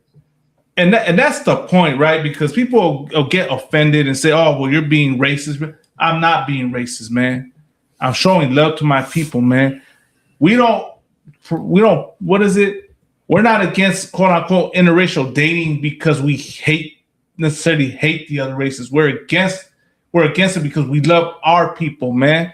Because God is against it. Yeah, God is against it. But let's say for the people that don't believe in God and believe in all that, right, Kamada? For y'all out there that are looking for somebody, for you so-called blacks, Hispanics, and Native American men and women, there's someone of your opposite gender who needs that love genuinely, man. For you women, there's a brown man or a black man that needs your love because this society has so much hatred towards him. And the same thing for the brothers, man. There's a black or brown woman that needs your love, man, because this society has so much hatred for her, man, that pushes that. So much hatred is pushed towards us out here in this place, man. We need to love each other, man. And that's how we show we stick with our own and marry within our own. While this place teaches us to hate them. Salah. Con, this is why the truth is important and needed. Damn right. It shows you how to love our own people. Right. We should give this love to our own people. We shouldn't be intermixing with these goddamn other heathen nations and everything. We got 12 tribes. That's all you need. That's how you build a society. That's how you build this relationship and bond with your own goddamn people. Right. Not you go and sell yourself out to go be with a goddamn oppressor or a heathen nation. We're not gonna reproduce if you let the goddamn heathen nation take over you. Right. We need to reproduce between each other. Right. Our brothers and sisters from the 12 tribes of Israel. Damn right, sir. So if I could too, like one thing that Officer Score was saying that was heavy, like we have to follow Christ. Right. And Christ said that there's two laws, right? If you could help me paraphrase this, I just say like the first one is that you fear the Lord and love him with all your heart and your soul. And it says the second one, love your brother as yourself. Right. You know what I'm saying? And that's one thing that Black and Hispanics lack. Right. We lack love for one another because once again, we have assimilated to the oppressor's world. And the oppressor only loves himself. The scripture says that even if he's not satisfied with what he has. And another right, the scripture also says that there's no greater love than to lay your life down for your brother. And one thing Officer Oscar Ward was saying that once we learn the truth, we're gonna go and hold them accountable, right, for the division and having us come against the contention and having us come against one another. Like, hey man, like why are you saying that about my brother? You know what I'm saying? And that's one thing that we Black and Hispanics need to do. We need to go and confront them about why are they pushing division amongst Black and Hispanics. Right. But you're not gonna do that if you don't believe in Christ. And I'm not talking about the Christ that you have in your mind, right? White supremacy. I'm talking about the Christ of the Bible, a nigga. Right. You know what I'm saying? I'm talking about the Christ that said that there's no greater love than to lay your life down for your brother, man. Right. And today we have to go out there. We have to go out there, and that's what we do in the UPK. We go out there every weekend. We teach classes because there's no greater love for our people. I'll deal with that. No, that's 100% facts, dog. And like we all saying it's so heavy, man. Cause like we talk about love, right? Like we say this all the time. Like when it comes to love, like our people will give that love to everybody else but ourselves. Right. Right. Like, you know what I'm saying? Like how y'all was talking about the gang banging and the Southerners, Northerners, Crips, Bloods, whatever, all of that. Sir. Like they will not forgive each other. Right. But when an oppressor does something to us, it's like automatically we'll forgive. That's in the past. We'll forgive them for things that they do. But for us though, it's like on sight. Right. Hatred. Like I ain't never forgiving that. Like, you know what I'm saying? Like, and you gotta think about it too, like I'm not big on gangs. You know, I'm not in that world. Right. But for what I'm understanding, this has been around since the 60s, maybe 70s. I heard it's like from the 30s, 40s. Let's stick to the 60s and 70s. Right? It could be 30s and 40s. Like, yeah, I know what you're talking about. Yeah. Right? But so that's been going on since the 60s, 70s, 30s, 40s, up until 2025. Right. Like, they don't believe in forgiveness. They don't believe in, you know, forgiving that neighbor. You know, it's a grudge that they hold. But with us, though, if an oppressor comes into our community, lights up everybody, you know, we will forgive them. Right. We'll forgive the Asians and we'll forgive the Africans and the whites. But when it comes to me and you, oh man, like, you know, it's gotta go catch a body tonight. Fuck you, you know, it's on site. Right. And then not only that, like your kids will end up having that same grudge against the other cat's kids. Yeah, it's an ongoing thing, generation to generation. You know, so and that comes from church. That comes from church because the church teaches you to love everybody except for yourself. You know, sure. And that's what's so beautiful about the UPK, man. Because in here, like, we actually, you know, like, we all come from different cities, different neighborhoods, different worlds, different worlds, and we all come together, you know, loving each other. And you know, if things happen, you know, we like what the brother was saying, we take it to counsel, we get it figured out, brotherhood's a weapon, and then get move on from that. Hey, sir, that's heavy. What you saying? Like, you got like what happened to the brothers, to the brother who got unalived in the college after the mass shooting, right? They automatically assumed that it was a so-called black man who did the mass shooting, and they were like, white man fight back, white man fight back. And then they went to the college and hung a brother at the college when it was a European on European crime. You understand? And I'm saying that because what you were saying, what were you saying? Hold on. What was your point? I'm saying that like this is something that's been happening. Okay, I got it. All right. So brothers think like when we say something, like you saying, automatically, it's all Hispanics gonna get it. All these Hispanics, you understand, or not all of them, but you know, they racist, you know, right? And then they start generalizing. This is why they need to get deported by ICE. Good. That's why it's good that ICE is here. All because of what one so-called Hispanic said. But then you got a white man who does this to a so-called black man, but you don't get the same reaction like you saying. Right. You don't get the same reaction where, man, you know what? These Europeans is evil. We're not gonna mess with them. Right. And it makes me think about Mike Epps when he was saying black men in the entertainment world or like in the rap world, you know, you can only get so high, but you will never get above the oppressor. Right. Like you can only get so much to where you can look down on your own and you can floss on your own, but you would never be able to do that and look down on the oppressor and floss on him. And I feel it's like the same thing. Like we can do it to each other. Like we do something to each other. Oh, we ops now all the way. But we can't do it to the oppressor because we know the oppressor's above us. Right. So it's like you're gonna have black people who are gonna come against this black man. Like, nah, you tripping, bro. White people ain't all bad. You know, because there's going to be some tension. But if you go against a Hispanic, a lot more black people, or vice versa, a lot more Hispanics are going to back up that Hispanic and say, nah, yeah, you right, yeah. But when it comes to the white man, nah, you tripping, man. Doing too much, you know? Right. And that's that. It's like, you get what I'm trying to say? What I was going to say is the stupid Negroes and stupid Latinos, they should stop talking about, oh, we all come from different cultures. No, we part of the same culture. Right. 12 tribes of Israel. We part of the same culture. It's the 12 tribes of Israel. We brothers and sisters.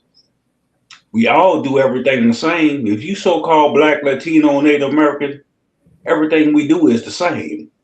So how you gonna say we come from different cultures and we speaking against each other and we can't go against each other because we brothers and sisters. But you got those stupid Negroes and stupid Latinos who all say, "Oh, it's a different culture. We did this different." No, we come from the same father, Jacob. Right. That's it. Sir. But so like, go ahead. You got it. No, so like, sir. Now go ahead. I don't want to do anything like. Didn't mean to interrupt you. Go ahead. No, you got it. You got it. Okay, no sweat. Get to the next story. Yeah, this is the next part. Just want to, we definitely need to talk about this, right? Because this is the other part to this, to the situation. We're so focused, and Officer Lahab, I believe you brought that out, right? Like that's just in the truth, right? Yeah. We're so focused on what's going on the internet with black versus brown. We don't see the other side, the other threat, right? While all this is happening, right? While this is going on with you worried about, what someone's said, right? This is what's happening out there in the streets to our people, man, to our community. You understand? This happened the other day. ICE is right now, like as y'all like busy fighting each other online, ICE is targeting both communities, man. ICE is targeting the black community and the Latino community. Right. We brought that out in previous episodes where they target black men. They were targeting a brother, man. They didn't care about his legal status. They didn't care that he was born here in America. They still took him. And they're doing that because of the Haitians. Right, because they want to get the Haitians out of here too. And what's that president? The new president that from Chile is a new president in Chile that just recently said that he's gonna deport Haitians from Chile. Good night, man. You haven't heard that, Malama? Nah, I haven't heard that, but Salakia. So they all get bought. That's crazy, man. And that president from Chile, I believe he's Arab, so or he could be a Jewish man. So I gotta look it up. No sweat. But so let me play this real quick. It's beastly, it's crazy. Less than 36 hours ago, this chaotic scene unfolding in Minneapolis. A woman accused of trying to vandalize a government vehicle, then dragged from that scene. This happened near Carmel Mall. Tonight, ICE is pushing back, saying the protesters were out of control and threw rocks at them. Fox 9's Mike Manzoni spoke with a witness, and Mike, she told you that ICE is not telling, in her view, the whole story. And Renee Kelsey, ICE is basically saying the same thing about the people calling them out, saying protesters attacked agents.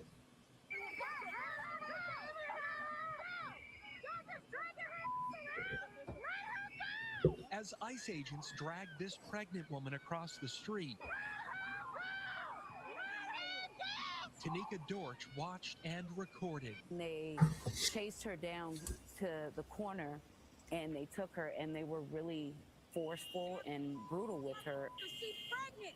She's pregnant. You don't see her stomach? Dorch and others shouted at agents to stop, but they didn't. They had busted the window open and snatched people out of the cars. They're attacking people. They're attacking people. Look at that. You see that? Monday afternoon at the corner of 29th Street and Pillsbury Avenue. ICE says it went after a car as part of an operation when rioters started throwing chunks of ice at them and shouted death threats. That's when they say the woman you see on the ground here tried to vandalize an ICE squad car. It was a really crazy moment. But Dorch says she saw the whole thing and insists that's not how it happened. That's a lie. She didn't rush. She didn't try to vandalize any of their vehicles. And ICE says it stopped trying to arrest the woman for their own safety, but they arrested 2 others who they say assaulted agents, and some of those agents even required. So, right, ICE is out there terrorizing our communities, man. And like his name, and he's a German.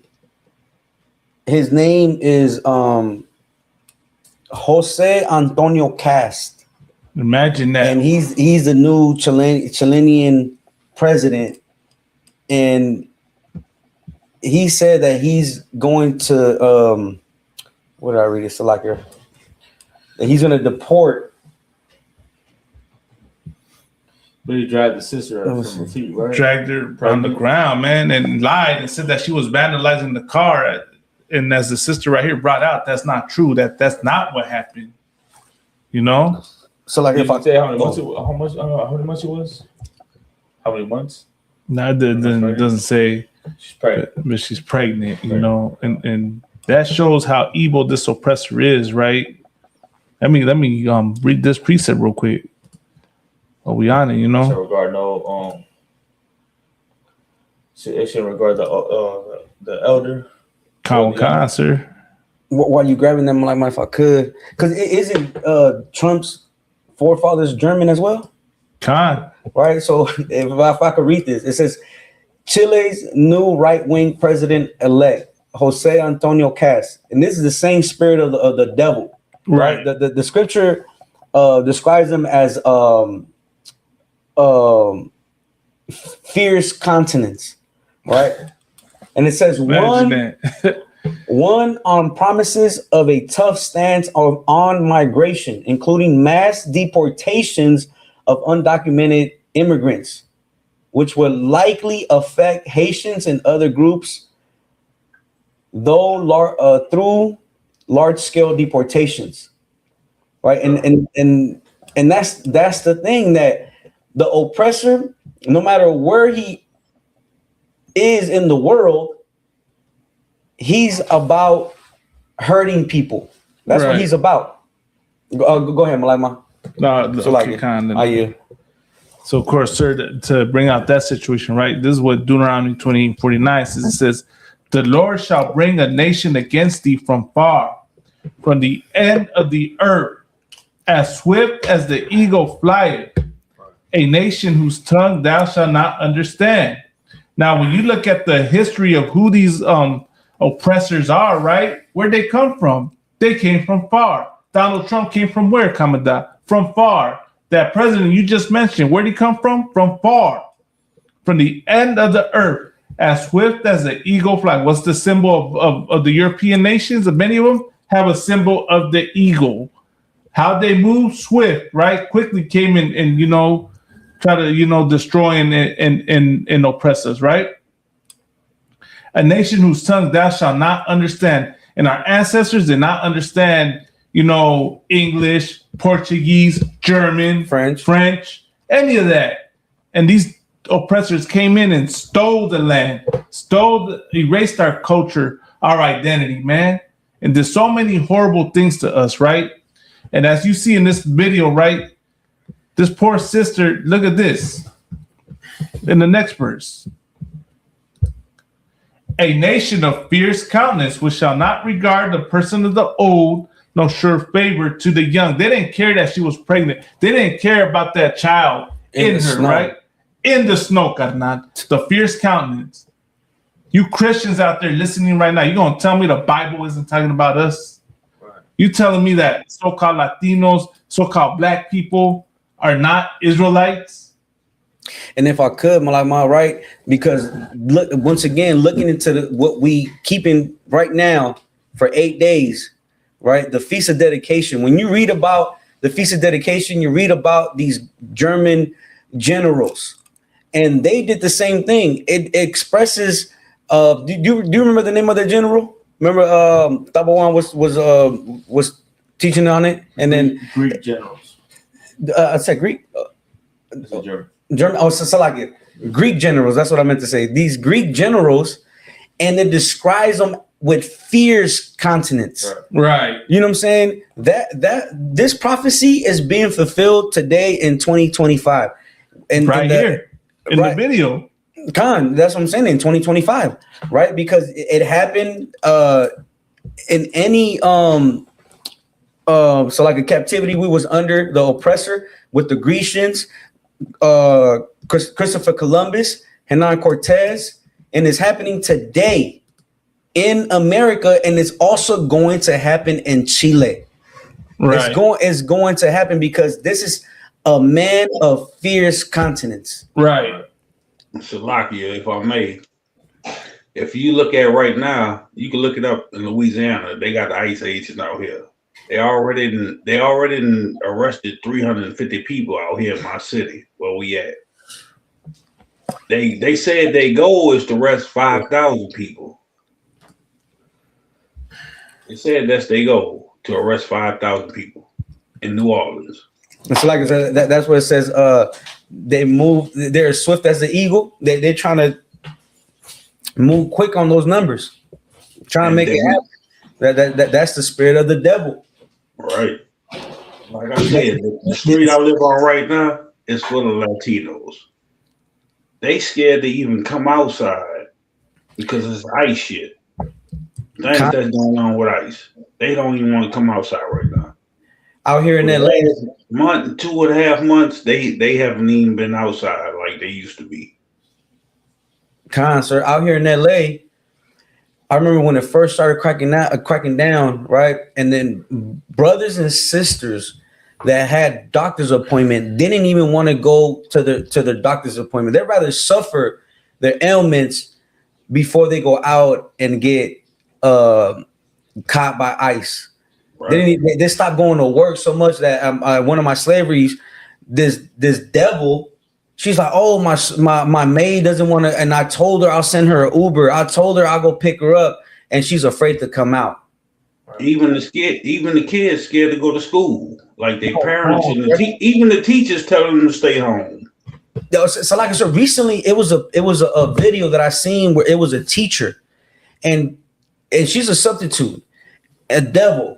And she told the student that she was going to call ICE on them. This was like 2 days ago, 3 days ago. You know, they're terrorizing the children at school. Right. Even that's why I say they even telling the kids not to go to school. Like the Latinos on my block, they don't even be outside like they used to be every day of the week. You know what I'm saying? And like they are arrested 350 people out here by that ICE bullshit. And a lot of them, they not even criminals. They just going to work. Sir. They got like minor charges against them. If I could, sir, most of them are citizens. Right. Almost everybody. And they won't even let them go to work and do their job. Like if y'all look up out here, you're gonna see where they was on the job sites climbing up the ladders to get our Latinos and brothers from doing their job, on their job. They climbing up the ladders just to get them on their job. And they have to get those brothers because we are not criminals. The majority of us are not criminals. So they have to go after those who are not to fulfill that quota. Like they just out here terrorizing our people because that's what the so-called white men do. Terrorize our people. Well, I'm doing Officer Oscar Ward. I wonder where we got that shoot first, ask questions later. That's what it sounds like. Like you go out and pick them up to meet a quota, and then you just worried about if they're citizens or not later. Because it has nothing to do with the question, with the asking. That's just to cover up the true intention. Right. That's what I'm saying. Like shoot first, ask questions later. I mean, like that shit been forever. That shoot first, ask questions later. That shit been forever. So, but I'm saying I wonder where we got that from. That's like the oppressor. And then real quick too, like imagine you dragging a pregnant woman on her stomach though.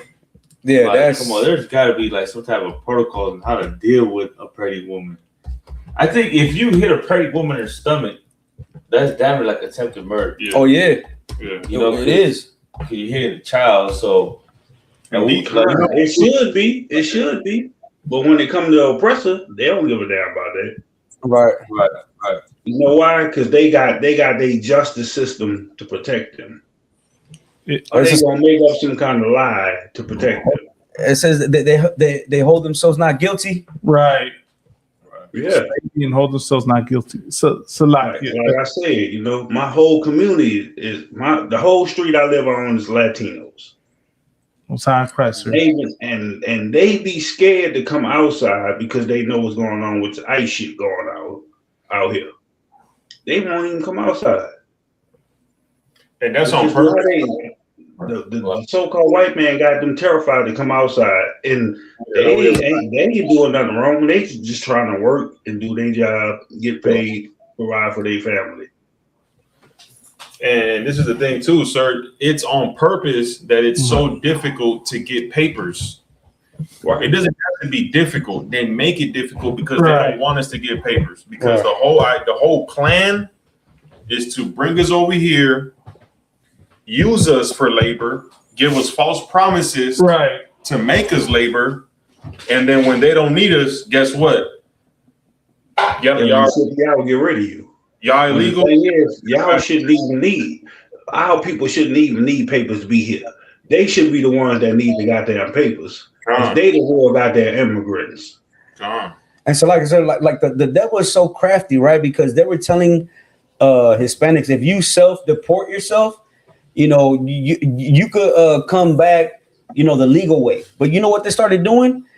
Once they started self-deporting, they started getting them at the border and then turning them in. Right? Imagine that. That's what they started to do. I don't know if you can find. I mean, it might be too late to find that. But they started to do that where the Hispanics that were self-deporting, they were capturing them at the border right before they you know, went into Mexico, what have you, and then they started charging them for being in America illegal. Imagine that. It'll make it hard for them to come back to America. Right. The legal way. We have the ICE out here and the Border Patrol. They call it the Border Patrol and ICE hooked up out here. Come on, sir. It's just all crafty counsel by the oppressor. But they say the words are smoother than butter. They'll say one thing, you know, you self-deport, you can come back into America the legal way. And then they go and what does it say? But war was in their heart. Right. But the thing is, they are the real illegal immigrants. Right. They ain't doing that to their own goddamn people. Y'all should be kicking each other out. There's millions of where y'all from. Europeans here that are illegal. You can look that up. Kick y'all own goddamn people out. Y'all ain't from here. God. And if ourselves, everything will be good. If you leave the so-called United States to so-called Negroes, Latinos, Native Americans, we're gonna run everything properly. Kick y'all goddamn self out of here. Right. Because y'all the wicked. Y'all want to destroy everything. Come on. And I just want to say, so there's I think it's pretty well known. It's called the Bracero program. It's when around World War II, the U.S. brought us to the U.S. to work agriculture, to work the railroads, right? To pick cotton, to pick grapes, and they thrived. America is what it is because of that.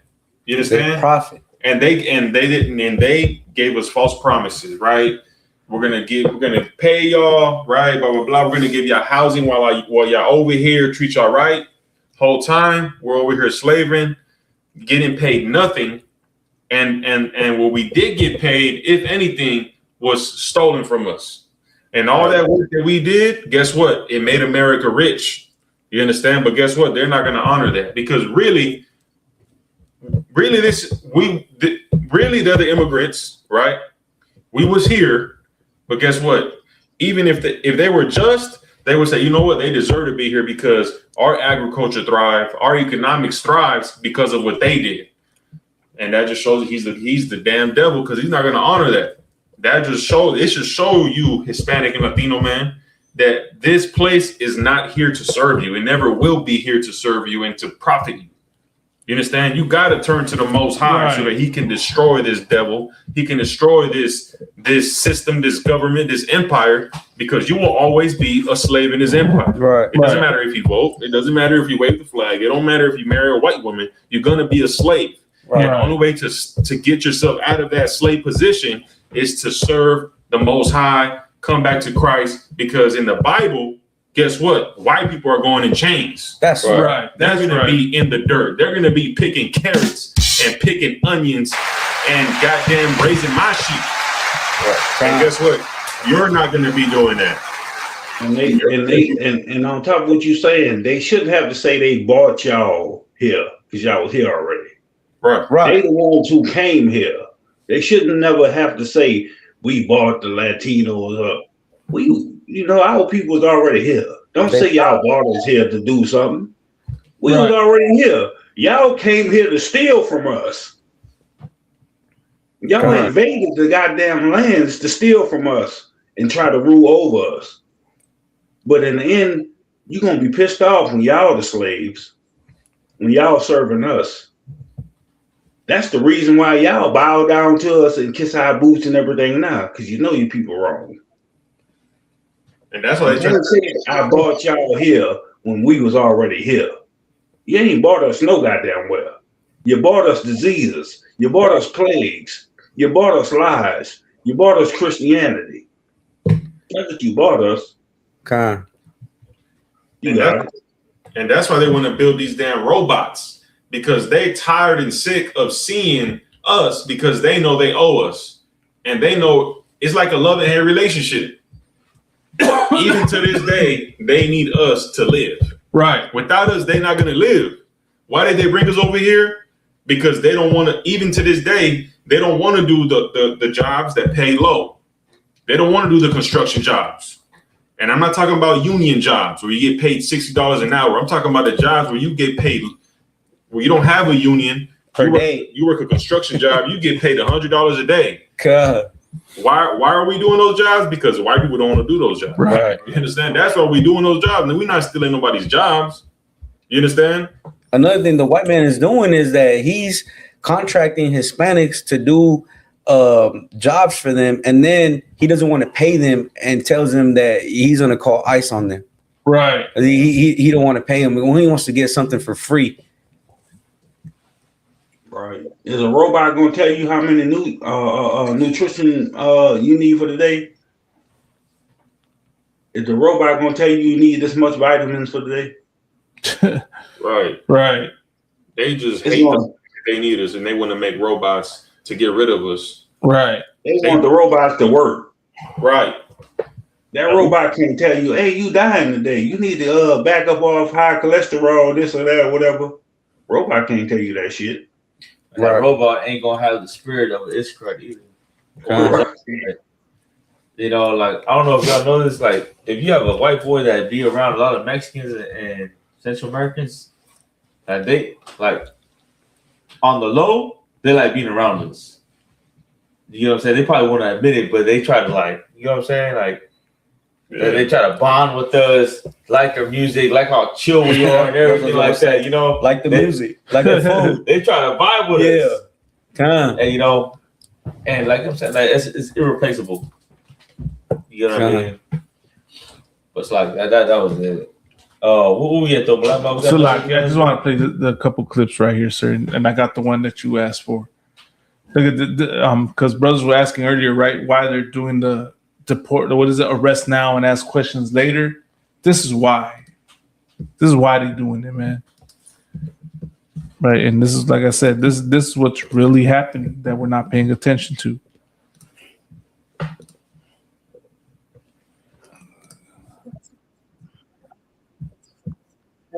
But if an immigration court finds the facts compelling and is determined that person is in the U.S. illegally, then I think they should be rapidly removed. Mm-hmm. So to give our audience a brief peek behind the scenes, you had suggested the story about the woman in Hawaii. Yeah. And I was like, that's a very liberal sounding story for Amber to be suggesting. I was trying to set you up. Exactly. You're trying to lull me into a false sense of security to defend that woman and then be like, well, you see.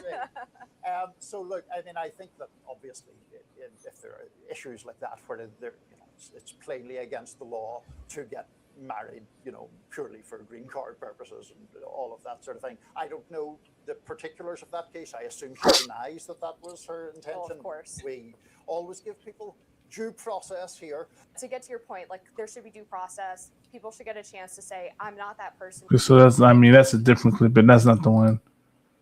What I'm trying to find is the one of Stephen Miller. You remember what Stephen? Come on, concert. Here we go. Just select it. This is it right here. So you and Kristi Noem are pushing for 3,000 a day, but you're also going to fortify ICE. So that's what it is, sir. 3,000 a day. At least $147 billion. 3,000 a day. 3,000 a day. That's why they're taking people. They don't care what your status is. They don't. Under President Trump's leadership. They don't care what your status is. They don't care if you're pregnant. They don't care, if you're on, life support. They're gonna take you because they got a quota to 3,000 a day, man. And while people are paying attention to to other things, this is what's really happening. And then, sir, go ahead, sir. I'm saying, and a lot of people that became ICE agents are Hispanic, right? Mexican. Like we took the bag of money, right? Like we sold out for how much? $3,000 a day. $3,000 a day, man. Yeah, and you know what? Like we they didn't think this through. They just thought, oh, there's money being thrown out. Let's take it. I don't mind, arresting, Hispanics who are illegal. They just took the bread. Like they don't understand that, man. They're gonna pay for that, right? They're gonna pay for everything that they're doing. Like right now, you're getting your $3,000, you're getting your money, you're getting your car, you're getting your house, whatever, whatever it is that you're getting. What you understand is that God is gonna hold you accountable for the things that you do. You selling out like that. Putting Mexicans and Central Americans inside cars and cages and chasing them down the street. Putting a pregnant woman on the floor, macing them, everything they're doing. And you know what? That's only what the things that we see on social media. Who knows what more they do.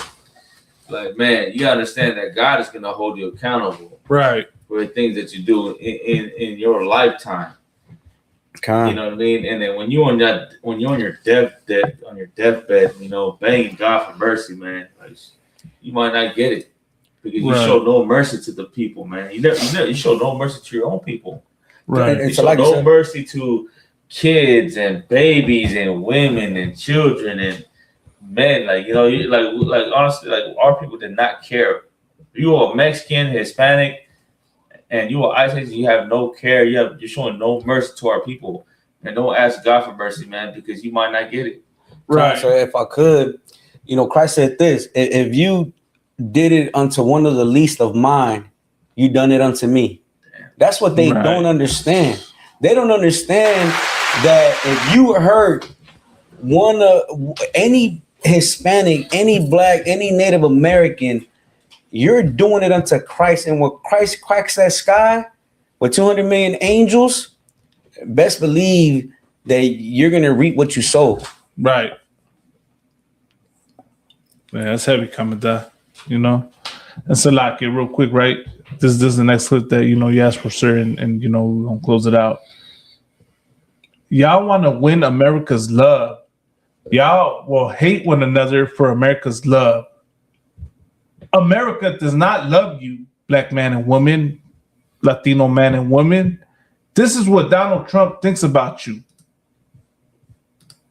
A permanent pause on third world migration, including from hellholes like Afghanistan, Haiti, Somalia, and many other countries.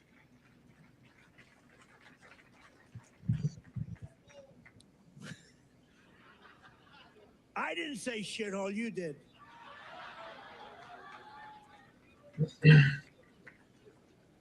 Remember I said that to the senators that came in, the Democrats. They wanted to be bipartisan.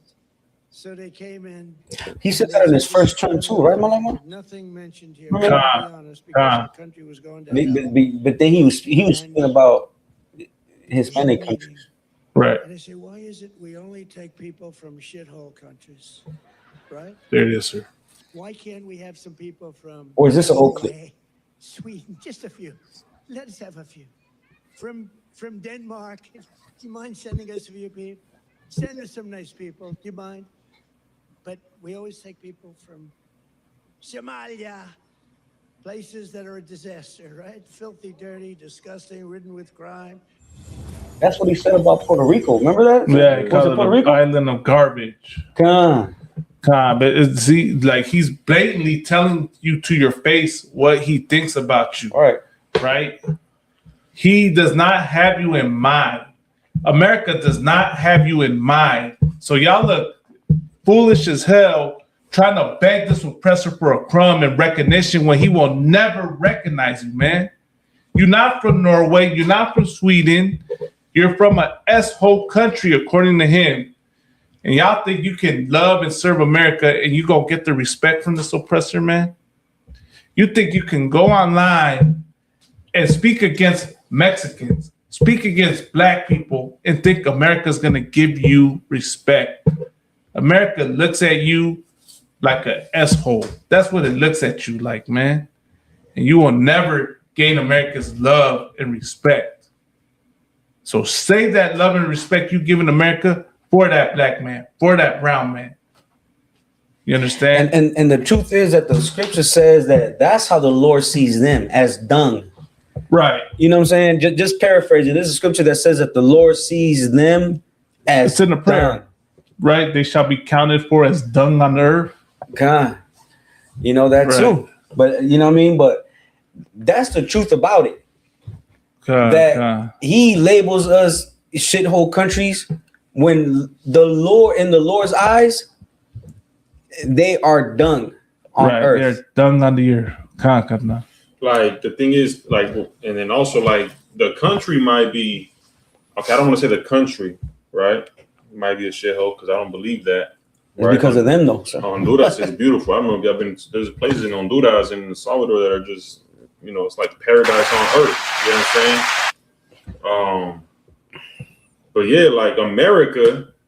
Once again, the reason why America is what it is because of the people who he claims are from shithole countries. Right. You understand? Like like America is only what it is because of Black Hispanics and North American Indians. Right. America's a shithole country. Okay. Right. America is a shithole country. America's a shithole country. Like Donald Trump is making sure it's going to be a shithole country because he's claiming I'm making America great again.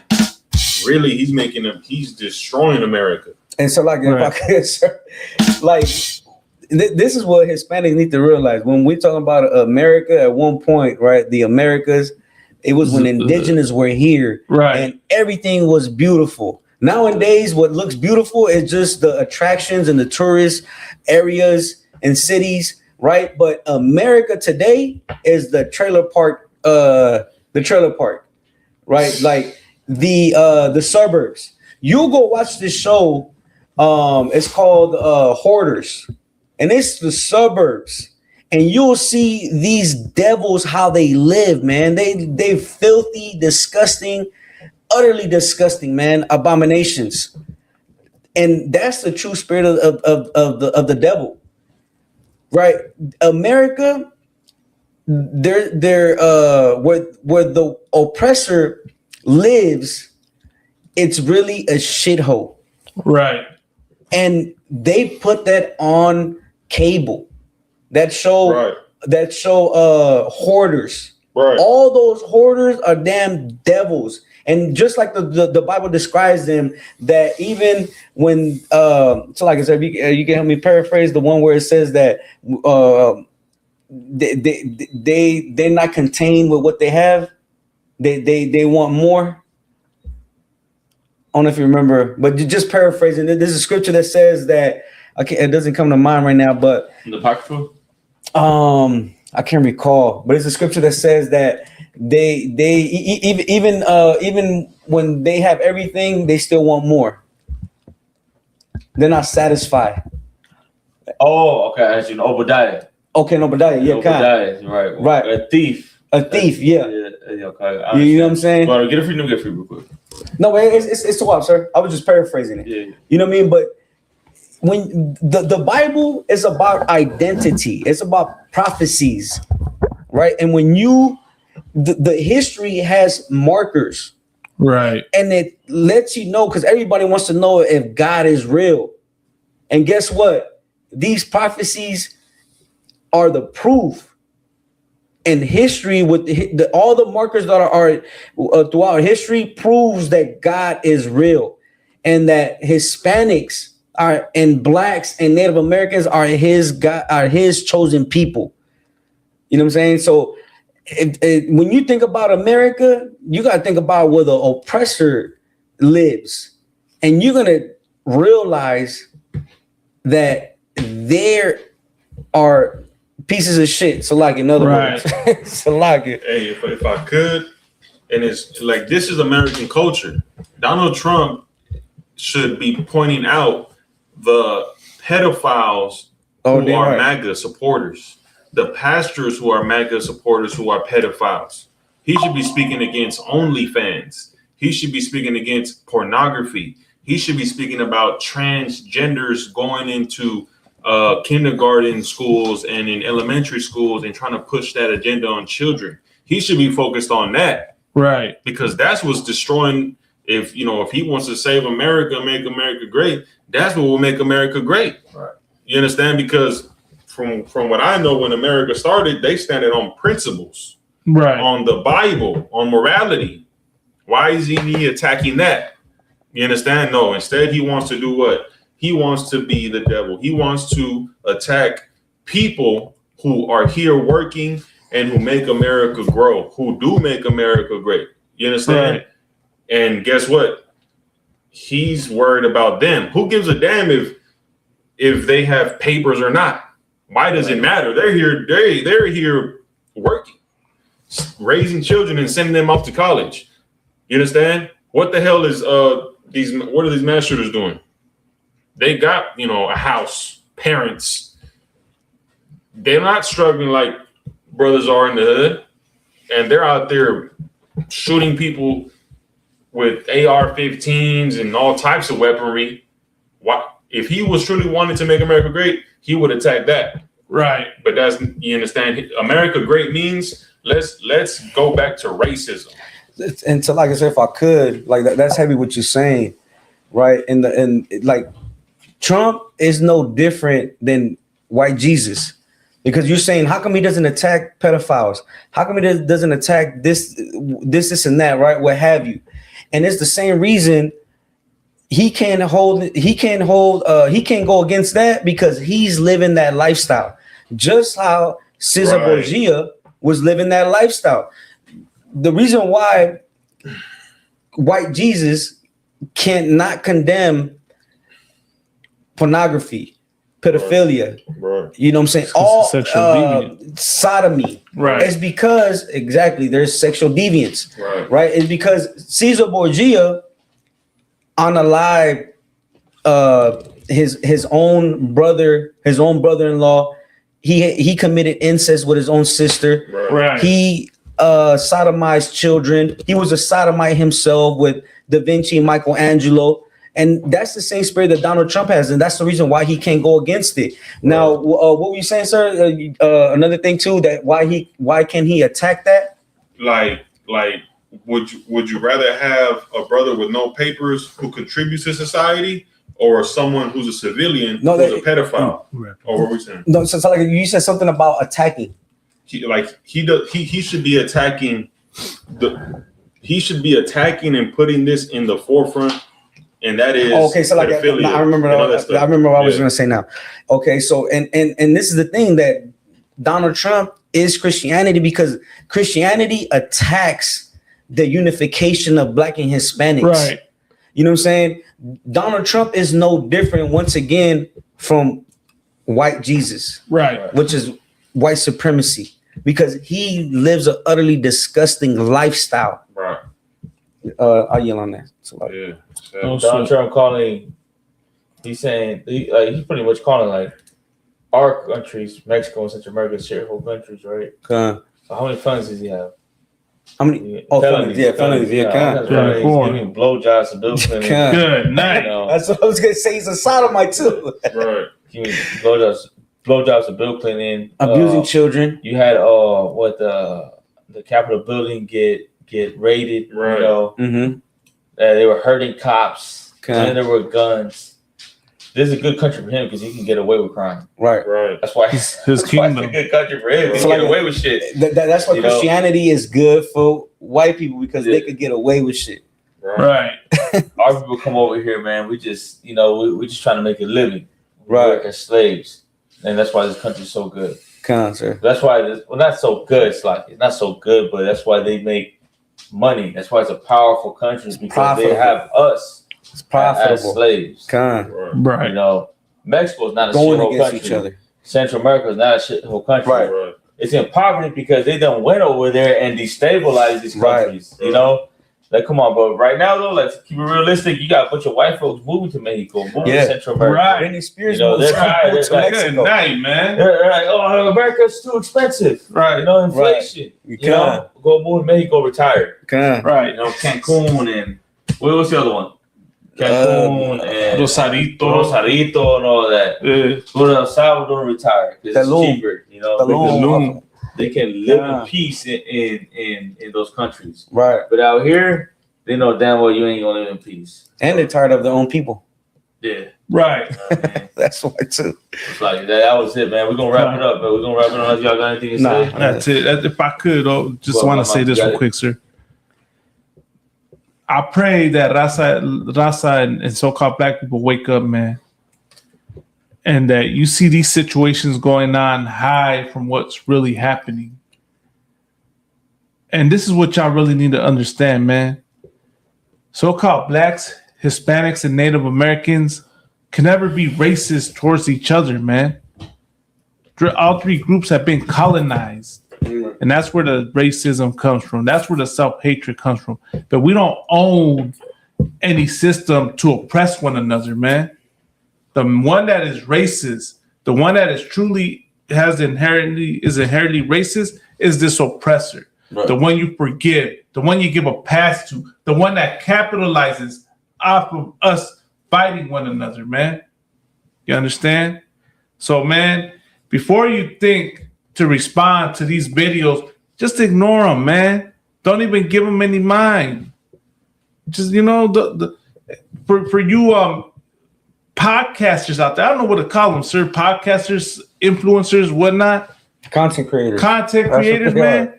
You can make capitalize off content without having to take it to something that's going to cause a war in the streets, man. That's what this oppressor wants. He wants y'all paying attention to this, man. If you notice, Mr. Capone, Adam 22, Lucky have not said anything about that sister that got dragged on the floor. Have not said anything about the ICE raids, man. Right. And the terror community suffers, man. They all go back to their own community. Best believe at the end of the day, Lucky from Hoodstocks, you might think he's Raza. He gonna go to his Jewish community, man. Right. He gonna go to his Russian community. You know? Same thing with Capone, as he's just showed you. He went back to his Arab community, man. So wake up, Raza. Go to your community. Love your community. Build your community up, man. And that's what we're here to teach you in the ISUPK, how to love your community and build it up, man. With that, man, if y'all want more information, if y'all want to learn more about this truth, go to isupk.com. You can send your questions to the inconvenienttruth1969@gmail.com. The inconvenienttruth1969@gmail.com. And you can look for us on YouTube, Instagram, Facebook, Twitter X, TikTok, the same thing, the Inconvenient Truth 1969. Contact us, bring your questions. We'll be going live again next week. You understand? And send us your questions. We'll answer them to the best of our ability. If we can't answer them, we'll find who can, man. But with that, man, we gonna close it out. Want to say Yahweh Shem Yahweh Barakat to the carnales, Yahweh Shema Shem Yahweh to the mujeres. With me, I'm myself, Priest and Officer 1000 Malakma. I got Priest and Officer 5000 Officer Lahab. Got Priest and Officer 1000 Ashka Ward. And then shout out my carnal, my camarada right here, Priest and Officer 1000 Kamadan, man. We'll be back at it again next week. The Inconvenient Truth, man. Give a hand for all you brothers, man. With that, órale, raza.